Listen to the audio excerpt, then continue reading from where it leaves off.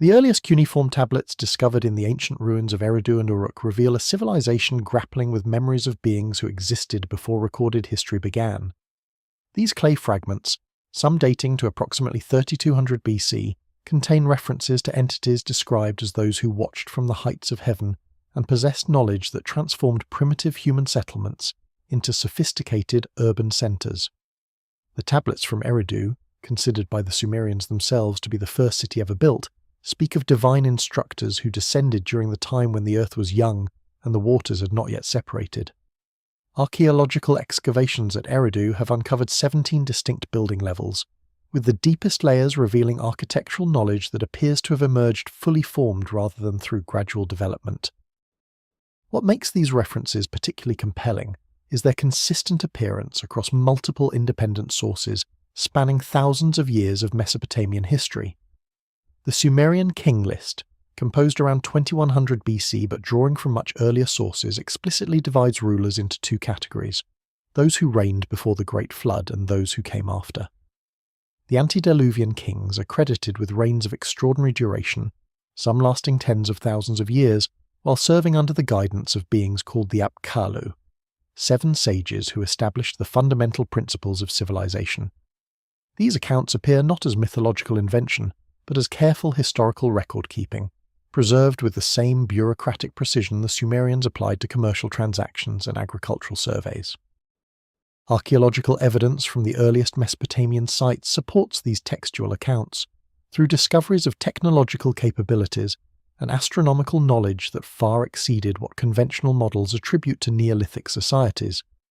The precision of early Sumerian mathematics, the sophistication of their irrigation systems, and the astronomical alignments of their first temples all point toward inheritance of advanced knowledge rather than gradual indigenous development. The question of who ruled before the first Sumerian kings is not merely academic curiosity, but a fundamental challenge to our understanding of human civilization's origins and the sources of the knowledge that enabled humanity's rapid transformation from hunter-gatherers to urban sophisticates. The cuneiform texts from Eridu, catalogued as the Eridu Genesis fragments in the British Museum collection, provide the earliest known account of civilizational origins in human history. These tablets, written in archaic Sumerian script dating to approximately 2400 BC but clearly based on oral traditions extending back millennia earlier, describe 7 beings called the Apkallu, who descended from the sky to establish the foundations of human society. The first of these instructors, Adapa, is portrayed not as a mythological figure but as a historical personage who possessed comprehensive knowledge of astronomy, mathematics, architecture, and agriculture that he systematically transmitted to early human populations. The precision with which these ancient texts describe Adapa's knowledge transfer activities suggests documentation of actual historical events rather than mythological invention. Tablet fragment B M39859 from the British Museum preserves an account of how Adapa completed the plans of heaven and earth, a phrase that appears repeatedly in administrative contexts throughout Sumerian literature when describing technical specifications for construction projects. The text indicates that Adapa established the fundamental principles of urban planning, including the optimal spacing between buildings for sanitation purposes, the proper orientation of streets to maximize air circulation, and the mathematical ratios necessary for constructing stable multi-story structures.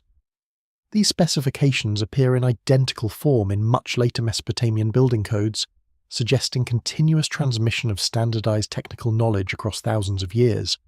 The second sage, Wana, receives extensive treatment in multiple Mesopotamian sources as the founder of the priesthood and the inventor of writing itself.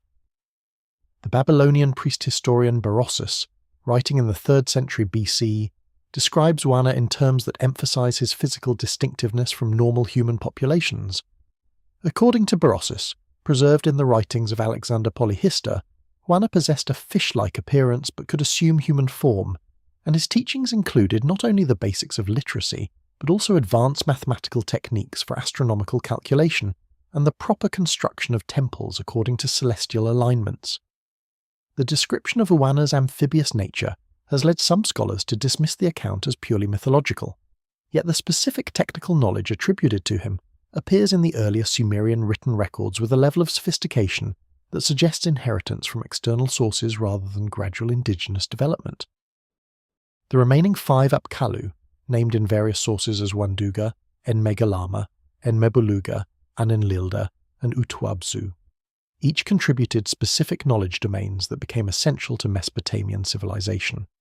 Tablet K3457 from the British Museum collection assigns to Enmegalama the establishment of astronomical observation protocols that enabled accurate tracking of planetary movements across multiple year cycles. The mathematical precision required for these observations, which involved calculating planetary positions to within fractions of a degree, demanded computational capabilities that conventional models of Sumerian mathematics struggle to explain. The base 60 numerical system that the Sumerians employed proved ideal for astronomical calculations, incorporating divisibility properties that enabled complex fraction operations without the loss of precision that would occur in base 10 systems.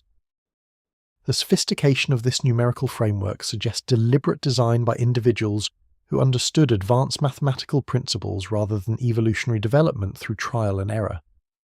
Archaeological evidence from Eridu itself provides physical confirmation of the advanced knowledge systems attributed to the Apkallu. Excavations conducted by the Iraqi Department of Antiquities between 1946 and 1949 under the direction of Fuad Safar revealed 17 distinct building levels at the site, with the earliest structures dating to approximately 5000 BC. The deepest architectural levels demonstrate construction techniques that appear fully developed rather than showing gradual evolution from simpler building methods. Foundation walls at these early levels incorporate drainage systems that maintain precise gradients for optimal water flow. Architectural knowledge that typically requires extensive experimentation to develop, yet appears without precedent in the archaeological record. The uniformity of construction standards across all 17 building phases suggests that architectural principles were established during the initial settlement period and maintained without significant modification for over 2,000 years. The temple complex at the heart of Eridu, known as the Abzu Temple, dedicated to the god Enki, reveals even more sophisticated engineering capabilities in its earliest construction phases. The foundation of this structure extends deep into the earth, reaching the water table that the Sumerians identified as the Abzu, the freshwater ocean beneath the earth. The temple's underground chambers were designed to maintain direct contact with this subterranean water source, incorporating hydraulic systems that regulated water flow according to astronomical cycles. Analysis of these hydraulic features by engineers from the Oriental Institute of Chicago demonstrated that the system required understanding of fluid dynamics principles, including pressure differentials, flow rates, and seasonal variation compensation, that would not be formally recognized by engineering science until the Renaissance period. The precision of the gradient calculations necessary for this system indicates access to surveying equipment and mathematical tools that exceed documented Neolithic technological capabilities by substantial margins. The transmission of knowledge from the Apkallu to human populations appears to have followed systematic educational protocols rather than spontaneous cultural diffusion. Administrative tablets from the Earthry period describe temple schools where selected students received instruction in the divine wisdom of the ancestors, curricula that included advanced mathematics, astronomical observation techniques, and engineering principles. These educational institutions maintained entrance requirements that evaluated candidates based on demonstrated aptitude rather than social status, suggesting recognition that effective knowledge transmission required intellectual capabilities beyond those of average populations. The tablet collections from these schools reveal teaching methods that employed standardized mathematical problems, astronomical observation exercises, and architectural design projects that remain pedagogically sound by modern educational standards. Excavations at Telisawan, located in central Iraq and conducted between 1964 and 1968 by Iraqi archaeologist Fuad Safar, uncovered a settlement dating to approximately 6000 BC that displayed technological sophistication far beyond expected Neolithic capabilities. The site contains the earliest known examples of irrigation canals designed according to precise mathematical principles, suggesting access to advanced hydraulic knowledge that should not have existed among prehistoric farming communities. The pottery discovered at the site exhibits decorative patterns that archaeoastronomer Alexander Thom identified as accurate representations of planetary movements and stellar positions, indicating detailed astronomical observations that required centuries of systematic study. The irrigation system at Telisawan demonstrates engineering sophistication that challenges conventional understanding of Neolithic agricultural capabilities. The canals were carved through bedrock using techniques that achieved smooth surfaces and precise gradients necessary for optimal water distribution. Modern engineering analysis of these features, conducted by hydraulic specialists from the University of Baghdad, revealed that the canal system incorporated understanding of watershed management, seasonal flow variation, and sediment control that typically develops only after extensive trial and error experimentation. Yet the canals at Telisawan appear in their initial construction phase with optimal design characteristics, suggesting that their creators possessed theoretical knowledge of hydraulic principles rather than learning through gradual practical experience. The pottery from Telisawan presents even more intriguing evidence of advanced knowledge systems operating during the Neolithic period. Ceramic vessels from the site, housed in the Iraq Museum collection under catalogue numbers IM 59372 through IM 59418, display decorative motifs that archaeoastronomer Alexander Thom analysed during his comprehensive survey of ancient astronomical sites in the 1960s and 70s. Thom's analysis, published in the Journal of the History of Astronomy in 1971, identified patterns that correspond precisely to the synodic cycles of Venus, the orbital period of Mars, and the sidereal positions of specific stars used as celestial markers in later Mesopotamian astronomy. The accuracy of these astronomical representations indicates observational capabilities and mathematical knowledge far exceeding what conventional archaeology attributes to 6th millennium BC farming communities. The decorative schemes include repeating patterns of dots and lines arranged in numerical sequences that encode astronomical data using a symbolic notation system. One particularly well-preserved vessel, catalogue number IM 59387, contains a spiral pattern with precisely 108 dots, arranged in groups that correspond to the number of days required for Venus to complete specific phases of its synodic cycle. The number 108 appears repeatedly in later Mesopotamian astronomical texts as a fundamental constant used in planetary motion calculations, suggesting that the Telisawan potters were recording observations based on the same mathematical framework that would later characterize Babylonian astronomy. The transmission of this numerical constant across 5,000 years of cultural development indicates preservation of knowledge through institutional channels that maintained astronomical traditions from the prehistoric period through the historical era. Chemical analysis of pottery clay sources reveals additional evidence of sophisticated resource management at Telisawan. Petrographic examination of ceramic samples, conducted by material scientists at the University of Chicago's Oriental Institute, identified clay deposits that originated from sources located over 50 kilometers from the settlement site. The selection of these distant clay sources rather than locally available materials suggests that the potters possessed knowledge of how different clay compositions affected ceramic properties, including firing temperature requirements, thermal expansion characteristics, and final vessel strength. This level of materials science understanding typically develops through systematic experimentation and theoretical analysis rather than casual observation, indicating that Neolithic craftsmen at Telisawan operated with technical knowledge comparable to much later ceramic industries. The settlement layout at Telisawan demonstrates urban planning principles that appear fully developed in the site's earliest occupation levels. Residential structures were arranged in regular patterns that optimized access to water sources, maximized defensive capabilities, and created communal spaces for social interaction. The standardization of building dimensions across multiple structures indicates the application of modular construction principles using predetermined unit measurements. Archaeological analysis of foundation patterns reveals that builders employed a standard measurement unit equivalent to approximately 52 centimeters, which appears in identical form in later Sumerian architectural texts as the cubit used for temple construction. The persistence of this measurement standard across thousands of years suggests that architectural knowledge at Telisawan derived from the same sources that later informed Sumerian building practices. The Sumerian King List, preserved on multiple tablets, including the Well-Blundell prism housed in the Ashmolean Museum, presents one of history's most perplexing chronological records. This ancient document divides Sumerian rulers into two distinct categories: those who ruled before the Great Flood and those who came after. The antediluvian section lists 8 kings who reigned for a combined total of 241,200 years, with individual reigns ranging from 18,400 to 43,200 years. The text states explicitly that after the kingship descended from heaven, the kingship was in Eridu, establishing a direct connection between celestial authority and earthly governance. The mathematical precision with which these extraordinary reign lengths are recorded argues against dismissing them as arbitrary mythological exaggeration. The numbers themselves reveal intriguing patterns that suggest sophisticated astronomical calculations rather than random invention.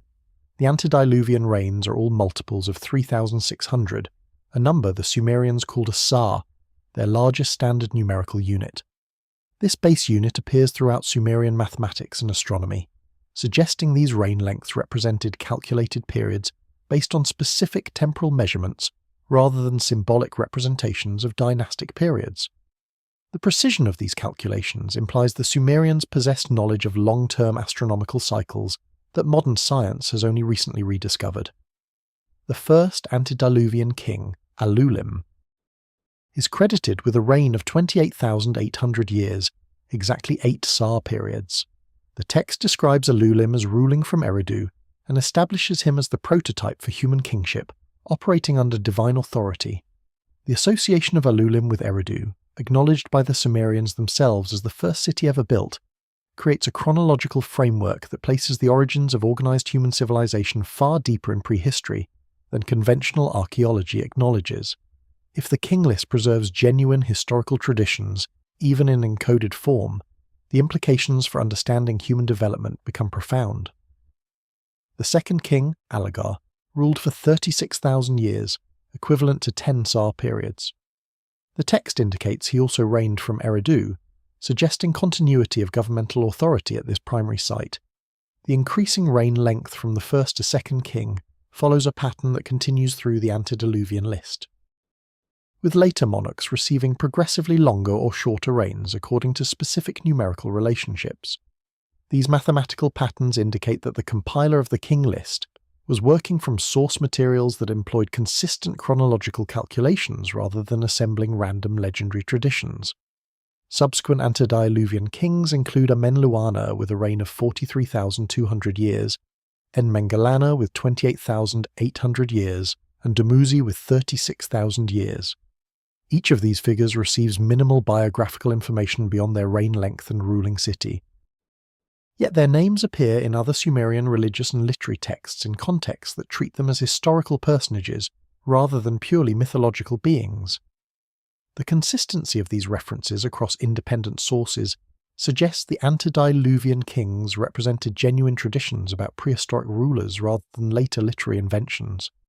The mathematical relationships between the antediluvian reign lengths become even more significant when examined in light of Mesopotamian astronomical knowledge. The total of 241,200 years for all 8 kings represents exactly 67 Sar periods. When divided by the precessional cycle of 25,920 years, this total yields a quotient of 9.3, suggesting possible correlation with major astronomical cycles. Babylonian astronomical texts demonstrate that Mesopotamian astronomers tracked precessional movement with precision that enabled them to calculate the rate of equinoctial drift to within minutes of arc per century.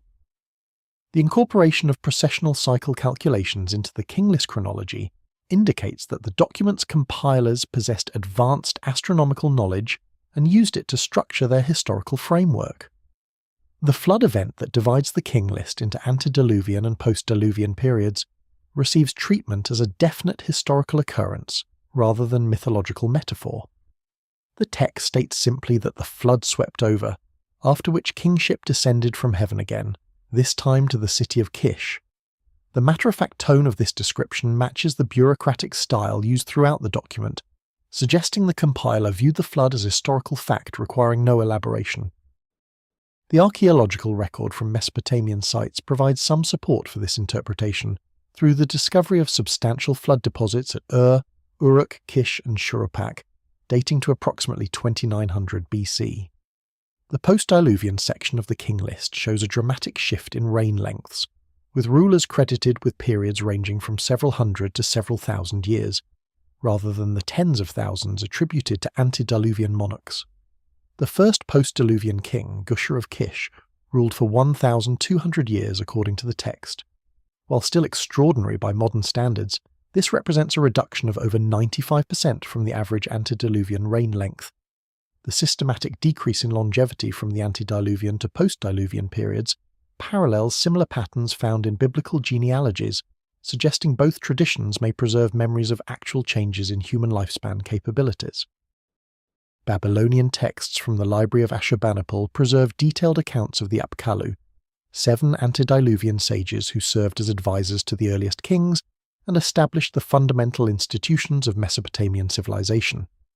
The Greek historian Berossus, writing in the 3rd century BC but drawing from authentic Babylonian temple archives, describes the first of these sages, Owans, as an amphibious being who emerged from the Persian Gulf to teach humanity the principles of writing, mathematics, astronomy, agriculture, and urban planning. The precision with which Berossus records these traditions and their correlation with archaeological evidence suggests he was preserving genuine historical accounts rather than inventing mythological narratives. The Library of Ashurbanipal, discovered at Nineveh during excavations conducted by Austin Henry Layard between 1845 and 1851, contained over 30,000 cuneiform tablets covering all aspects of Mesopotamian knowledge and tradition.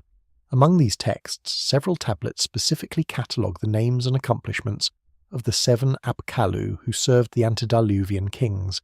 Tablet K2315 from the British Museum collection provides the most complete roster, listing Wana, also known as Owans, as the first sage who brought all crafts to perfection and revealed the totality of wisdom. The administrative language used in these descriptions, devoid of religious embellishment, suggests the texts were compiled as historical records rather than religious mythology. Berossus, serving as priest of Bel at Babylon during the early 3rd century BC, had direct access to the temple archives that preserved Mesopotamian traditions extending back thousands of years. His historical work, the Babyloniaca, written in Greek for the Seleucid king Antiochus I, synthesized these ancient sources into a comprehensive chronicle of Mesopotamian civilization. Although the original text has been lost, substantial fragments were preserved by later historians including Josephus, Eusebius, and Syncellus, who recognized the historical value of Berossus's work and incorporated his accounts into their own writings. Berossus's description of Oan emphasizes the being's role as cultural founder, who transformed primitive human populations into civilized societies. According to the preserved fragments, Oans emerged from the Erythraean Sea, identified as the Persian Gulf, in the first year after the creation. His physical form combined fish and human characteristics, with a fish head worn as a headdress above a human face, fishtail extending behind human legs, and human voice capable of articulate speech. Despite this unusual appearance, the text emphasizes Owans's role as educator rather than object of worship, describing how he spent daylight hours instructing humans in writing, sciences, and all manner of art and craft before returning to the sea each evening. The specific knowledge domains attributed to Owans by Berossus correspond precisely to the foundational elements of Mesopotamian civilization, as revealed by archaeological evidence. He taught the construction of cities and the founding of temples, skills that appear suddenly in the archaeological record at sites like Eridu without clear developmental antecedents. He instructed humans in the compilation of laws and explained the principles of geometric knowledge, capabilities that characterize Sumerian civilization from its earliest documented phases.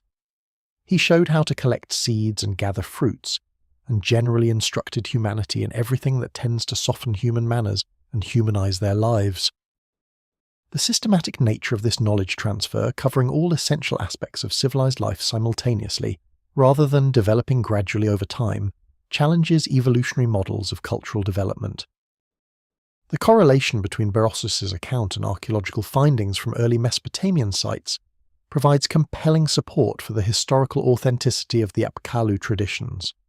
The sudden appearance of sophisticated irrigation systems, standardized architectural principles, and advanced astronomical knowledge at sites like Eridu and Telisawan matches exactly the pattern one would expect if external instructors had transmitted fully developed technological systems to Neolithic populations. The absence of clear developmental stages in the archaeological record for these capabilities argues against indigenous evolution and supports the tradition of knowledge transfer from advanced sources. The remaining 6 Apkallu receive less detailed treatment in surviving sources, but their names and primary accomplishments are preserved in multiple tablets. Yonaguni, the second sage, is credited with establishing religious observances and temple ritual protocols that would govern Mesopotamian worship for millennia. Enigma taught divination techniques and the interpretation of omens, skills that required sophisticated understanding of probability, pattern recognition, and astronomical observation. Megaliths established the principles of music theory and developed the mathematical ratios that governed scale construction in Mesopotamian music. Enmebuluga contributed knowledge of metallurgy and the techniques for smelting and alloying metals that enabled the Bronze Age revolution. And Enlilda taught medical knowledge including surgical procedures and pharmaceutical preparations. Utuabzu, the 7th and final antediluvian Apkallu, ascended to heaven according to the texts, suggesting he departed Earth rather than dying like normal humans. The systematic coverage of essential knowledge domains by the 7 Apkallu indicates a coordinated educational program rather than random cultural influences. Each sage contributed expertise in specific areas that collectively encompassed all aspects of advanced civilization: urban planning, religious institutions, divination and astronomy, music and mathematics, metallurgy, medicine, and ultimately the means of transcending earthly existence. This comprehensive knowledge transfer enabled Mesopotamian civilization to emerge rapidly with fully developed capabilities, rather than requiring millennia of gradual development through trial and error. Linguistic analysis of Sumerian and Akkadian terminology for divine beings reveals a complex evolution of concepts that would later influence Hebrew and Aramaic traditions. The Sumerian word igigi, originally denoting any divine being, in early contexts specifically refers to entities who maintained constant surveillance over human activities. The Akkadian term Ilu carries connotations of beings who see from above and appears in contexts suggesting these entities possess the ability to observe multiple locations simultaneously. The Hebrew word Ea, meaning watcher, which appears in the Book of Daniel, derives from an Aramaic root that can be traced back to the Akkadian igigi, demonstrating linguistic continuity across thousands of years. The evolution of divine terminology across Near Eastern languages provides crucial evidence for the historical transmission of concepts about non-human intelligences who governed and monitored early human populations. The Sumerian word dingir, typically translated as god or divine being, derives from a pictographic representation that combines symbols for sky and shining or bright, suggesting the original concept involved beings associated with celestial phenomena or possessing luminous qualities. In early Sumerian contexts from the pre-Sargonic period around 2600 BC, dingir appears in administrative texts describing beings who receive offerings and issue commands regarding agricultural production, urban planning, and legal judgments, indicating active involvement in practical governance rather than abstract religious veneration. The term igigi appears in Sumerian texts with a more specific meaning than the general dingir designation. Linguistic analysis by Samuel Noah Kramer and Thorkild Jacobson during their comprehensive studies of Sumerian vocabulary in the mid-20th century revealed that igigi originally designated a class of divine beings subordinate to the primary gods but superior to humans. The word appears frequently in work assignment texts and labor allocation documents from temple archives, describing beings who performed various tasks under the direction of higher authorities. The administrative context of these references indicates that igigi represented a functional category within a hierarchical system rather than a purely mythological concept. The Akkadian language, which gradually replaced Sumerian as the dominant language of Mesopotamia during the late 3rd millennium BC, adopted and adapted Sumerian divine terminology while adding new semantic layers. The Akkadian word ilu, cognate with the Hebrew el, and Arabic ila, carries the basic meaning of God or divine being but incorporates additional connotations not present in the Sumerian equivalents.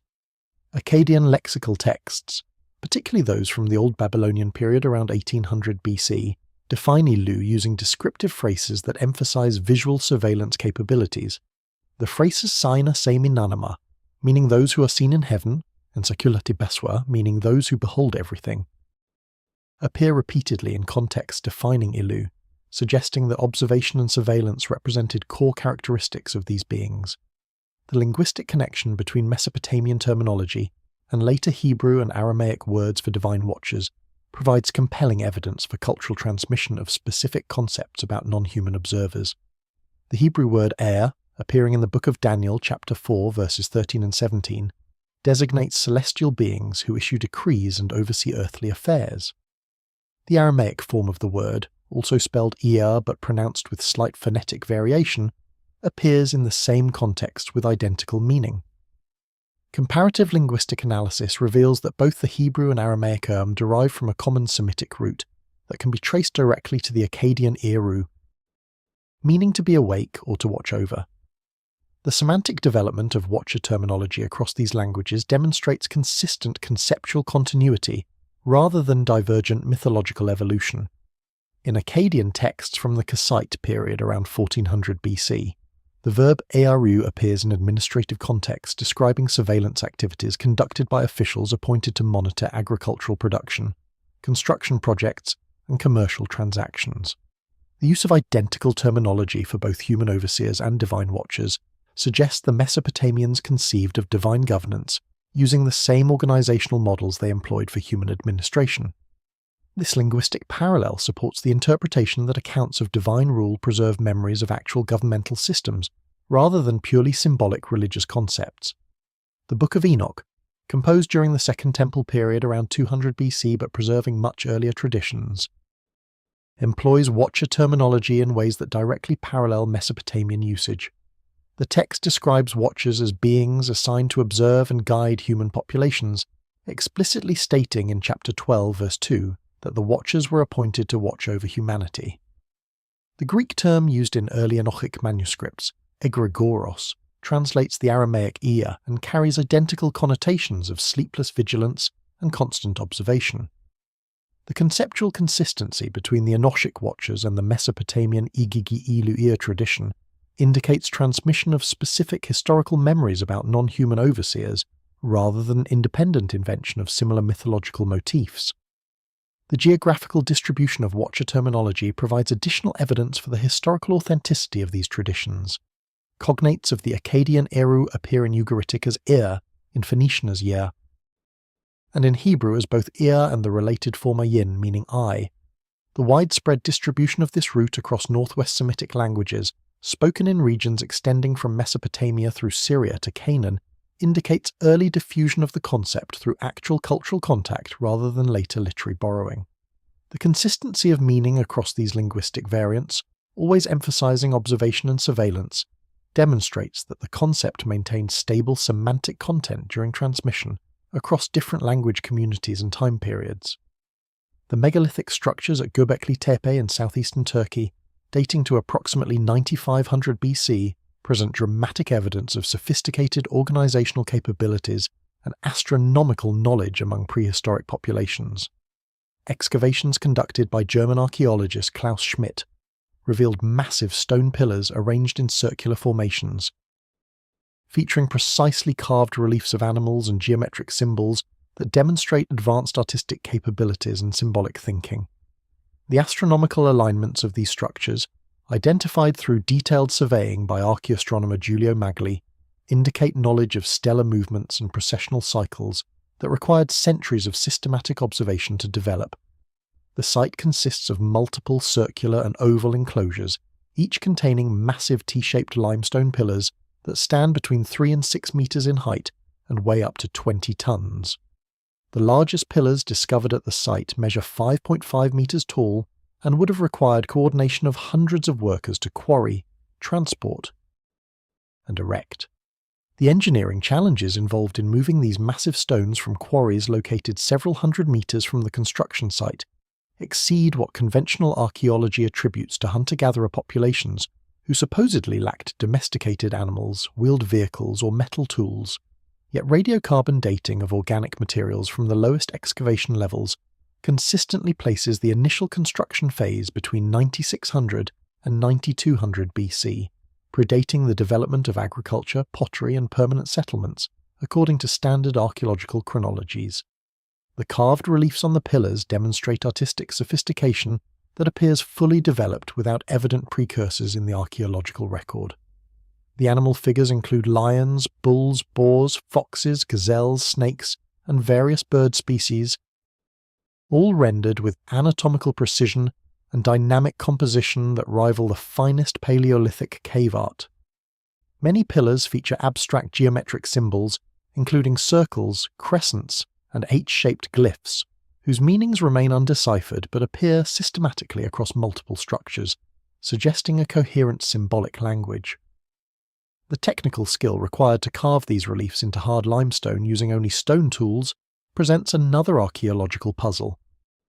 As experimental archaeology has demonstrated that such precise carving would require hundreds of hours of labour per pillar, using the flint tools available during the Neolithic period. The astronomical alignments at Göbekli Tepe provide compelling evidence that the site served purposes beyond simple ritual gathering. Detailed surveying conducted by Giulio Magli of the Politecnico di Milano in 2013 revealed that the main enclosures demonstrate consistent orientation towards specific stellar phenomena. Enclosure D, the largest and best preserved structure, aligns its central axis toward the point on the horizon where the star Deneb in the constellation Cygnus would have risen around 9300 BC. This alignment accounts for the effects of precession, the slow wobble of Earth's axis that causes the positions of stars to shift over millennia, demonstrating that the builders possessed knowledge of astronomical mechanics that requires centuries of systematic observation to develop. The precessional calculations necessary to orient Göbekli Tepe's structures towards stellar positions that would have been visible over 7,000 years before present indicate access to astronomical knowledge accumulated across multiple generations. Modern astronomy recognizes that detecting precessional movement requires comparing stellar positions separated by at least several centuries, as the shift amounts to only 1 degree approximately every 72 years. The fact that Göbekli Tepe's builders incorporated precessional corrections into their architectural alignments suggests they worked from observational records extending back hundreds or thousands of years before the site's construction, implying the existence of knowledge preservation systems during periods conventionally regarded as prehistoric. The deliberate burial of Göbekli Tepe around 8200 BC presents another archaeological enigma that challenges conventional understanding of prehistoric behaviour. Rather than gradual abandonment or destruction by invaders, the entire site was systematically filled with debris and sealed beneath tons of earth. Archaeological evidence indicates this burial process was carefully planned and executed, with the massive pillars left standing while clean fill material was transported to the site and deposited around the structures. The effort required for this operation would have exceeded the labour invested in the original construction, suggesting the burial served crucial purposes that justified extraordinary resource expenditure. Klaus Schmidt, who directed excavations at the site from 1995 until his death in 2014, interpreted the burial as a deliberate act of preservation rather than destruction. The care taken to protect the pillars during the filling process indicates the builders intended to seal the structures intact for potential future recovery. This interpretation gains support from the remarkably preserved condition of the buried enclosures, which show minimal weathering or degradation despite their great age. The decision to bury such monumental structures suggests their builders possessed knowledge or capabilities they wish to preserve through a period of anticipated cultural disruption or environmental catastrophe.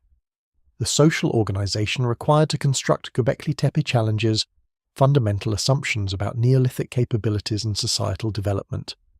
The site predates evidence of agriculture, domesticated animals, pottery production, and permanent settlements in the region. Yet its construction required mobilizing and coordinating labor forces numbering in the hundreds over extended periods.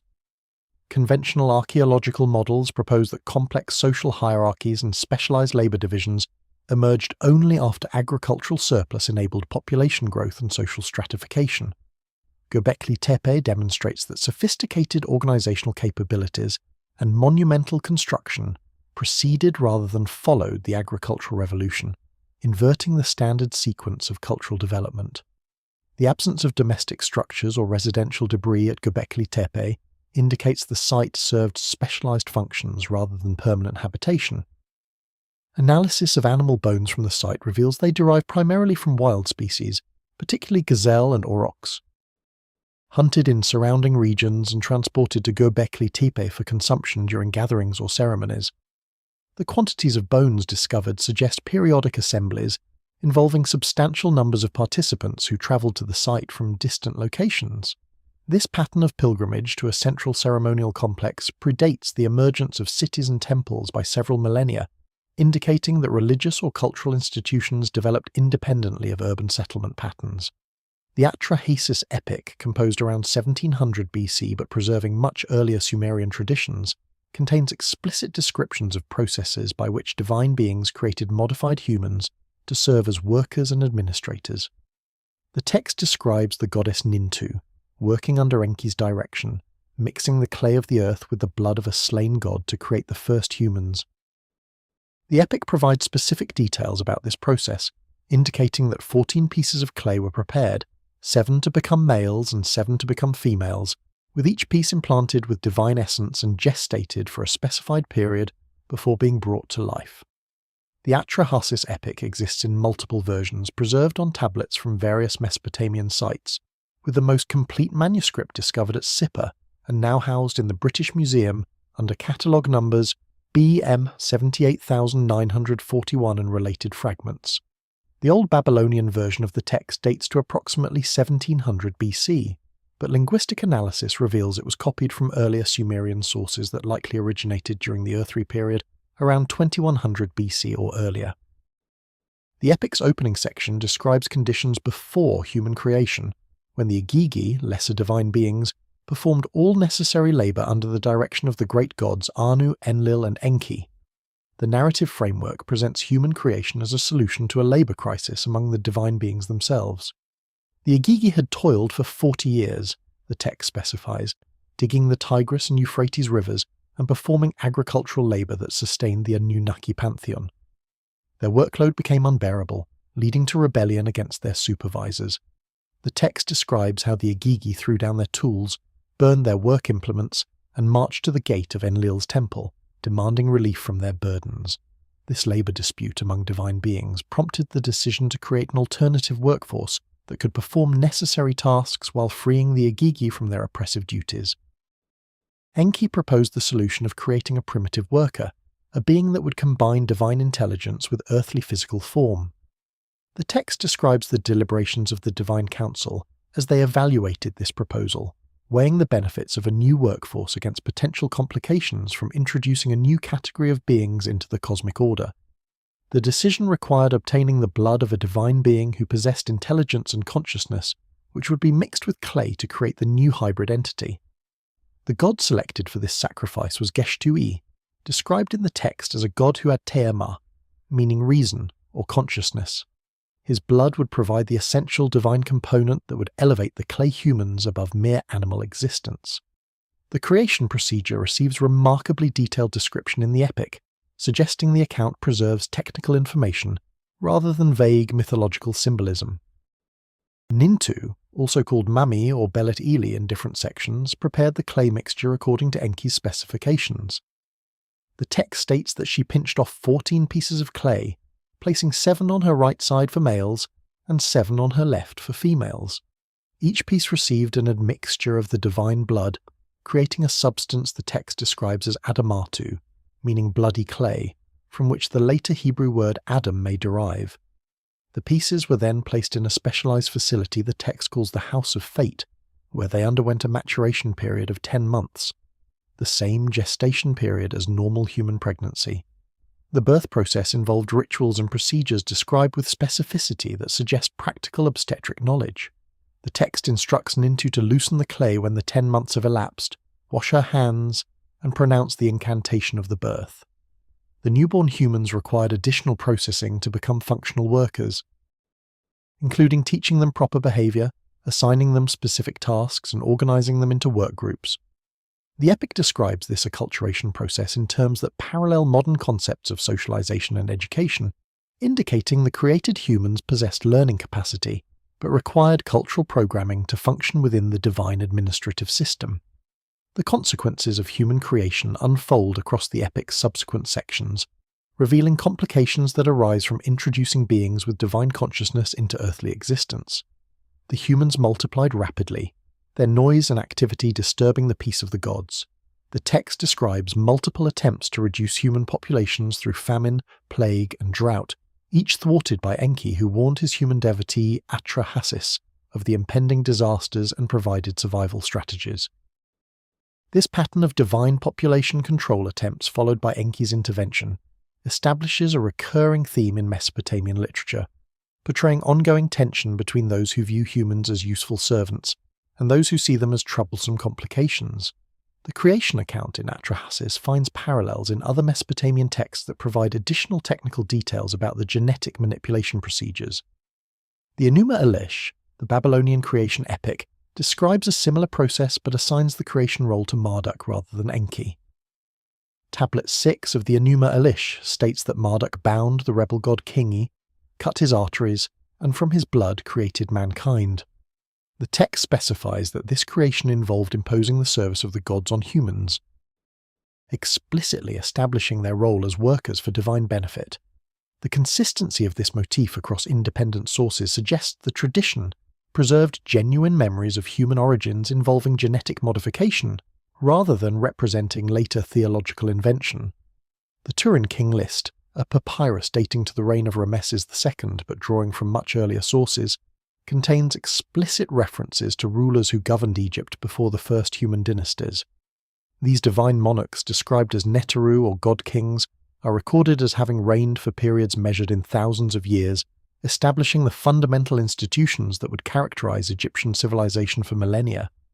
The papyrus indicates that Ptah's reign lasted 9,000 years, during which he established the principles of architecture and metallurgy that would later characterize Egyptian construction techniques.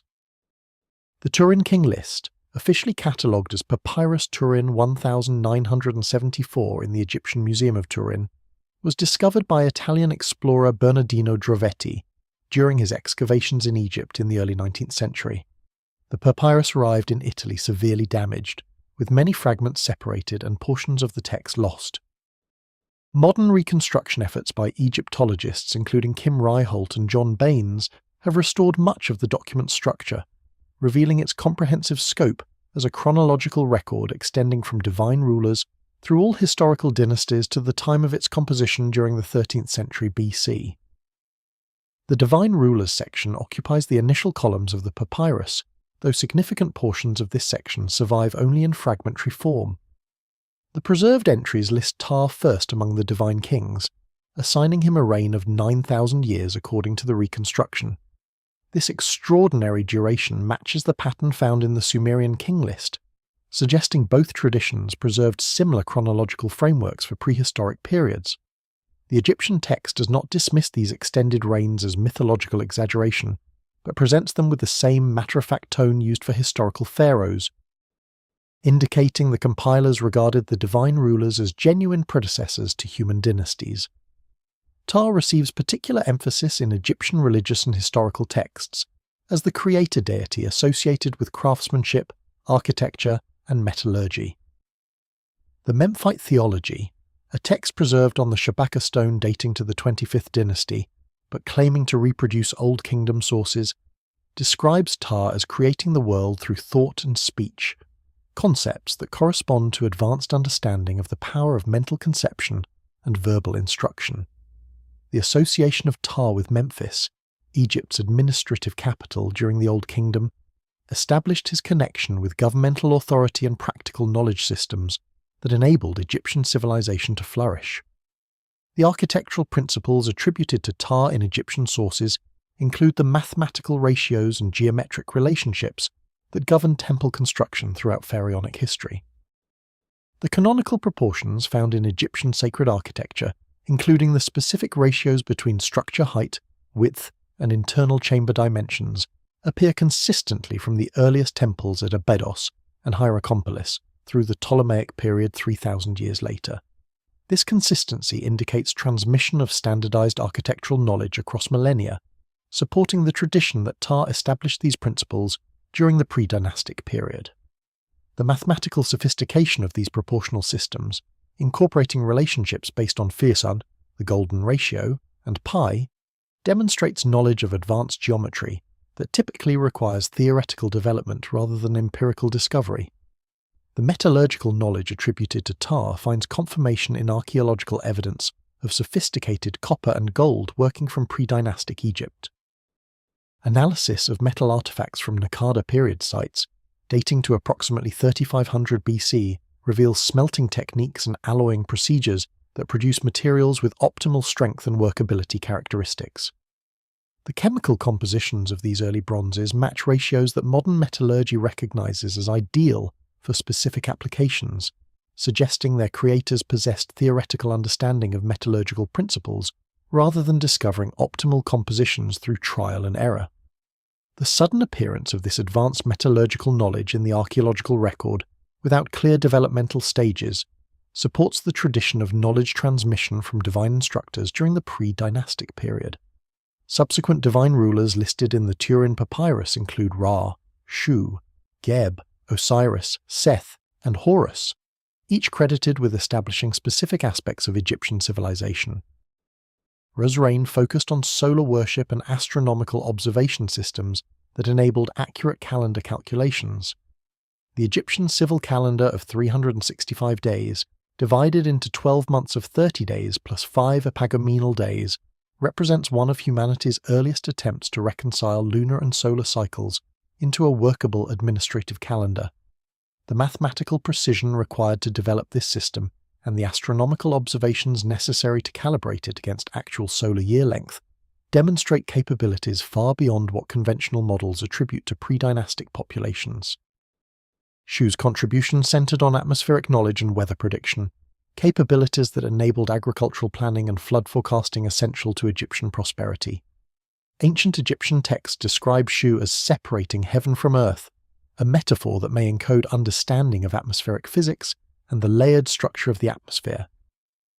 The practical application of this knowledge appears in Egyptian agricultural texts that demonstrate sophisticated understanding of seasonal weather patterns, optimal planting times, and irrigation management strategies that maximized crop yields while minimizing water waste.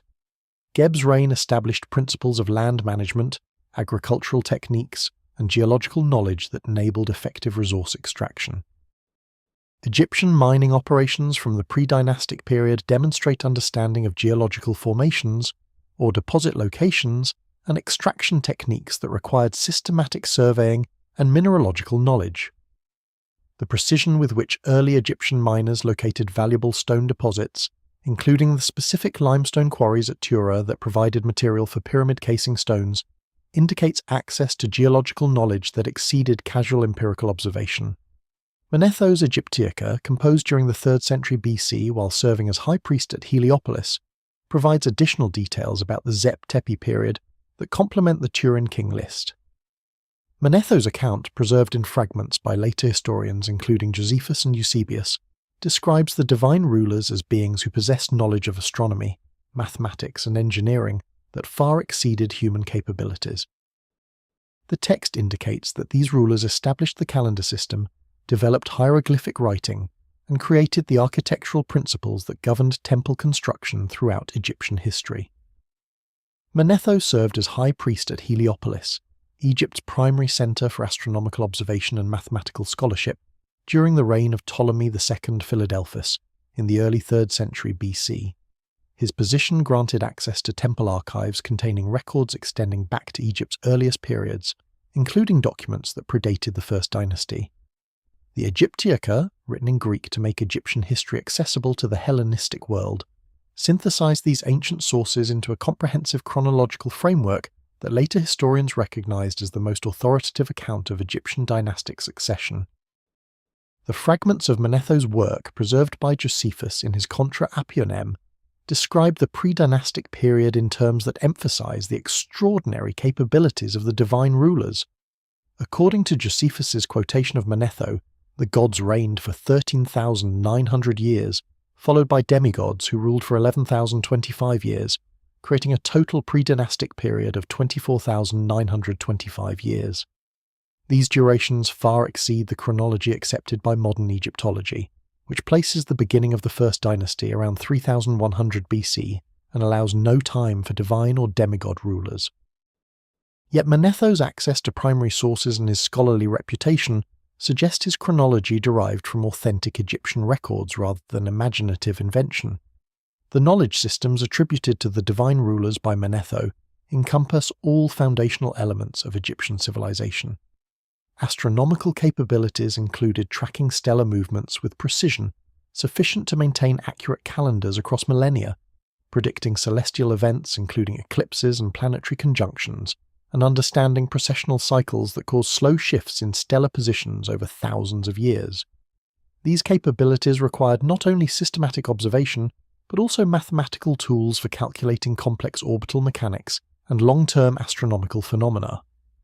The development of hieroglyphic writing receives particular attention in Manetho's account as a gift from the divine rulers that enabled preservation and transmission of knowledge across generations.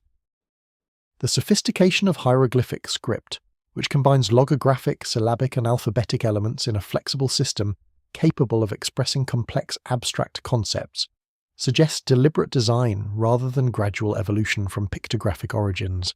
The script appears fully developed in the earliest Egyptian inscriptions from the First Dynasty, supporting the tradition that it was created and taught by divine instructors rather than developing through extended periods of experimentation. The architectural principles established by the divine rulers governed Egyptian temple construction according to standardized mathematical relationships and astronomical alignments. Manetho's description emphasizes that these principles were not arbitrary religious preferences, but precise technical specifications that ensured temples functioned as intended. The consistent orientation of Egyptian temples towards specific stellar or solar phenomena, the proportional relationships between different architectural elements, and the integration of chambers for astronomical observation all reflect systematic design principles that required advanced mathematical and astronomical knowledge. The engineering capabilities attributed to the divine rulers included hydraulic management systems for irrigation and flood control, quarrying and stoneworking techniques that enabled megalithic construction, and metallurgical knowledge for producing tools and architectural elements. The scale of early Egyptian hydraulic projects, including the redirection of Nile floodwaters for agricultural purposes and the construction of basins for water storage, demonstrates organizational and engineering capabilities that conventional models struggle to explain for pre-dynastic periods. The precision stoneworking visible in pre-dynastic structures, achieved before the introduction of iron tools, suggests access to cutting technologies or techniques that exceeded the capabilities of copper implements. The pyramid texts dating to the Old Kingdom period around 2400 BC contain explicit references to divine beings that correspond closely to the Sumerian Anunnaki hierarchy. The texts describe entities called Netru, usually translated as gods, but literally meaning divine principles or watchers, who established the fundamental order of Egyptian civilization. These beings are portrayed as having descended from the sky to rule Egypt during a primordial period known as Zep Tepi, the first time, when they transmitted advanced knowledge to early human populations. The pyramid texts represent humanity's oldest surviving religious literature, inscribed on the walls of pyramids belonging to kings of the 5th and 6th dynasties, beginning with Unas around 2300 BC. These hieroglyphic inscriptions cover the walls of underground chambers in the pyramids at Saqqara, presenting spells, rituals, and mythological narratives intended to ensure the deceased king's successful transition to the afterlife and reunion with the divine realm. Despite their ostensible funerary purpose, the texts preserve extensive information about Egyptian cosmology, the nature of divine beings, and the relationship between gods and humans that provides crucial evidence for understanding pre-dynastic Egyptian civilization. The term Netru appears throughout the pyramid texts as the collective designation for divine beings who govern cosmic and terrestrial affairs. Linguistic analysis of the hieroglyphic components reveals that Netru derives from the root neta, which combines symbols representing a staff or pole with a flag or pennant, traditionally interpreted as representing a temple standard. However, alternative interpretations suggest the symbols may represent technological objects or insignia associated with divine authority. The consistent use of Netru to describe beings with specific functions, territories, and capabilities indicates the term designated a defined category of entities rather than serving as a vague supernatural concept. The pyramid texts of Unas, inscribed in his burial chamber at Saqqara, describe the Netru as beings who descended from heaven in ancient times to establish order on earth. Utterance 245 states that the Netru came down from the sky on iron ropes, a description that has puzzled Egyptologists given that iron technology was not widespread in Egypt during the Old Kingdom. The reference to iron ropes or iron ladders appears in multiple pyramid texts, suggesting it represents a genuine technical detail rather than scribal error. Some researchers interpret this as evidence that the text preserved memories of technological capabilities involving metal structures or cables used by the pre-dynastic divine rulers. The relationship between the Netru and human rulers receives detailed treatment in the pyramid texts through descriptions of the deceased king joining the divine realm and assuming his place among the Netru. Utterance 467 describes the king ascending to the sky to be with the Netru who established the laws of creation. This ascension process involves the king demonstrating knowledge of sacred formulas, astronomical phenomena, and ritual procedures that prove his worthiness to join the divine assembly. The requirement for specific knowledge suggests that union with the Netru depended on intellectual and spiritual preparation, rather than automatic elevation based on royal status. The pyramid texts describe specific Netru who governed different aspects of Egyptian civilization during the Zep Tepi period. Thoth receives particular emphasis as the Netru responsible for establishing writing, mathematics, and astronomical sciences. The texts credit Thoth with inventing hieroglyphs and teaching scribal arts to humans, traditions that parallel Mesopotamian accounts of Nabu and the Sumerian Apkallu, who brought writing to humanity. The linguistic and mathematical knowledge attributed to Thoth indicates he possessed comprehensive understanding of symbolic systems, numerical relationships, and logical structures that enabled the development of Egyptian intellectual culture. Osiris appears in the pyramid texts as a Neteru who taught agriculture, established legal codes, and organized social structures during the pre-dynastic period. The texts describe Osiris as having ruled as an earthly king before his death and resurrection, establishing the template for pharaonic kingship. The agricultural knowledge attributed to Osiris includes crop cultivation techniques, irrigation management, and astronomical timing of planting and harvesting cycles that enabled Egyptian civilization to develop intensive agriculture capable of supporting large urban populations. The astronomical knowledge encoded in the pyramid texts demonstrates that the Netru possessed sophisticated understanding of celestial mechanics and used this knowledge for practical purposes including calendar development and architectural orientation. Utterance 614 describes the king joining the imperishable stars, the circumpolar stars that never set below the horizon, as viewed from Egyptian latitudes. The text identifies these stars as the eternal Netru, who maintain cosmic order through their constant presence in the sky. This association between specific stellar formations and divine beings suggests the ancient Egyptians conceived of the Netru as having celestial origins or maintaining connections with stellar phenomena. Archaeological evidence from Hierakonpolis, located in Upper Egypt near modern-day Edfu, provides physical confirmation of advanced technological capabilities during the pre-dynastic period. Excavations conducted by James Quibell and Frederick Green between 1897 and 1899 uncovered artifacts that demonstrate sophisticated understanding of metallurgy, astronomy, and hydraulic engineering predating the establishment of the first pharaonic dynasties by several centuries. The Hierakonpolis painted tomb, designated Tomb 100 in archaeological records, contains wall paintings depicting beings with characteristics that correspond to descriptions of the Mesopotamian Anunnaki. Hierakonpolis, known in ancient Egyptian as Nekhen, served as one of the most important centers of Upper Egyptian culture during the pre-dynastic period between approximately 3800 and 3100 BC. The site encompasses over 100 hectares of settlement remains, cemeteries, and ceremonial structures that provide unprecedented insight into the sophistication of Egyptian civilization before the unification of Upper and Lower Egypt under the First Dynasty. The scale and complexity of the site challenge conventional narratives that portray pre-dynastic Egypt as a collection of simple, farming villages gradually developing towards statehood. The painted tomb discovered by Kibble and Green represents one of the most significant finds from the site, though its importance was not fully recognized until decades after its excavation. The tomb structure itself demonstrates architectural sophistication uncommon for the pre-dynastic period, with mud brick walls reinforced by wooden beams and a chamber design that anticipates later royal tomb construction. The walls were covered with painted plaster, depicting scenes that combine naturalistic representation with symbolic imagery in ways that suggest sophisticated artistic traditions and complex ideological systems. The painted scenes include depictions of boats with distinctive high prows, similar to those found in Mesopotamian art from the same period, suggesting cultural contact or shared maritime traditions between Egypt and Mesopotamia during the pre-dynastic era. More significantly, several figures in the paintings display characteristics that distinguish them from ordinary humans. These beings are portrayed as significantly taller than surrounding human figures, with elongated proportions and wearing distinctive headdresses or crowns that resemble descriptions of divine regalia in later Egyptian religious texts.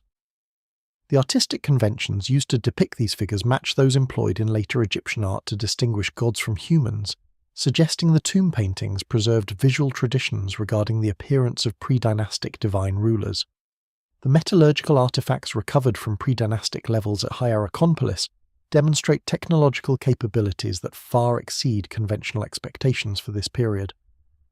Copper implements from the site, catalogued in the Ashmolean Museum collection under numbers E 3692 through E 3715, display manufacturing techniques including cold working, annealing, and precise alloying that require systematic understanding of metal properties and thermal processing. Chemical analysis of these artifacts reveals copper-arsenic alloys with composition ratios that optimize hardness and durability characteristics, suggesting their makers possessed theoretical metallurgical knowledge rather than discovering optimal ratios through random experimentation. The ceremonial mace heads discovered at Hierakonpolis provide additional evidence of advanced manufacturing capabilities during the pre-dynastic period. These objects, carved from extremely hard stones including diorite and granite, display surface finishes and geometric precision that challenge explanation based on available tool technologies.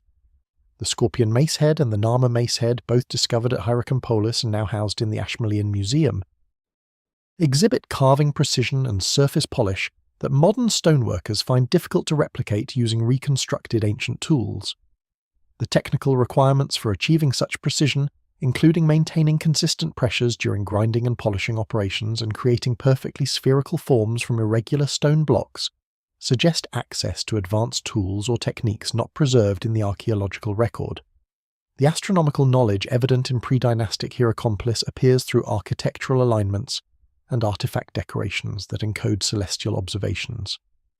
The main ceremonial complex at the site, designated HK29A by archaeologists, demonstrates orientation toward the heliacal rising of Sirius, the star the Egyptians associated with the goddess Sopdet, and used as the marker for their calendar system. The precision of this alignment, accurate to within 1 degree of arc, required astronomical observation capabilities and mathematical calculation methods that enabled compensation for atmospheric refraction and determination of true horizon positions for stellar phenomena. Hydraulic engineering evidence from Hierakonpolis includes sophisticated water management systems that predate similar technologies elsewhere in Egypt by several centuries. Excavations directed by René Friedman beginning in 1996 uncovered a large-scale brewery complex dating to approximately 3600 BC that incorporated advanced understanding of water flow control, temperature regulation, and waste management. The system included ceramic-lined channels that directed water through multiple processing stages, settling basins that separated sediments, and drainage features that maintained optimal working conditions. The engineering calculations necessary for designing such a system demonstrate understanding of fluid dynamics, principles, and practical construction techniques that represent substantial advancement beyond simple irrigation agriculture. The Naqada culture artifacts discovered throughout Upper Egypt, including extensive finds from Hierakonpolis, reveal technological capabilities that appear suddenly in the archaeological record without clear developmental antecedents. The Naqada II period, dating to approximately 3500 to 3200 BC, produced pottery decorated with astronomical motifs that demonstrate detailed knowledge of stellar movements and planetary cycles. One particularly significant vessel type, designated D-ware by archaeologists, features decorative schemes that encode lunar phase sequences, stellar constellation patterns, and what appear to be eclipse prediction calculations. The mathematical precision of these astronomical representations indicates access to observational records spanning multiple generations, and computational methods capable of processing complex cyclical data. The transition from pre-dynastic to dynastic Egypt around 3100 BC shows remarkable continuity in technological capabilities, rather than sudden advancement, suggesting that the knowledge systems enabling Egyptian civilization were already fully developed before the historical period began. The administrative structures, architectural principles, astronomical knowledge, and metallurgical techniques that characterize Old Kingdom Egypt all appear in pre-dynastic contexts at sites like Hierakonpolis, supporting the tradition preserved in the Sumerian King List and Manetho's account that divine rulers had established these systems during the Zep Tepi period before transferring authority to human dynasties. The opening chapters of 1st Enoch describe 200 watchers who descended to Mount Hermon during the days of Jared, the father of Enoch. These beings, led by figures named Semjaza and Azelzel, are portrayed as having made a binding oath to violate divine commandments by taking human wives and teaching forbidden knowledge to mankind. The specific number of 200 watchers corresponds remarkably to Mesopotamian administrative records from Nippur that describe exactly 200 Igigi, lesser divine beings who served under the primary Anunnaki leadership before their rebellion against established authority. The Book of Enoch, though excluded from most biblical canons, was widely read and influential during the Second Temple period and among early Christian communities.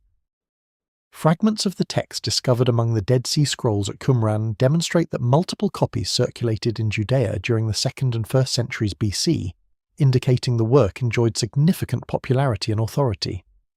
The Aramaic fragments, catalogued as 4Q Enoch A through 4Q Enoch G, preserve portions of the Watcher narrative with details that closely parallel the later Ethiopic version, confirming the antiquity and stability of the tradition.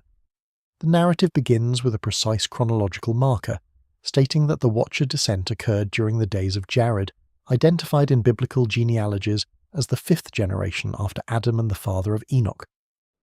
The etymology of the name Jared, derived from the Hebrew root meaning to descend, establishes a linguistic connection between the patriarch's name and the central event of the Watcher descent.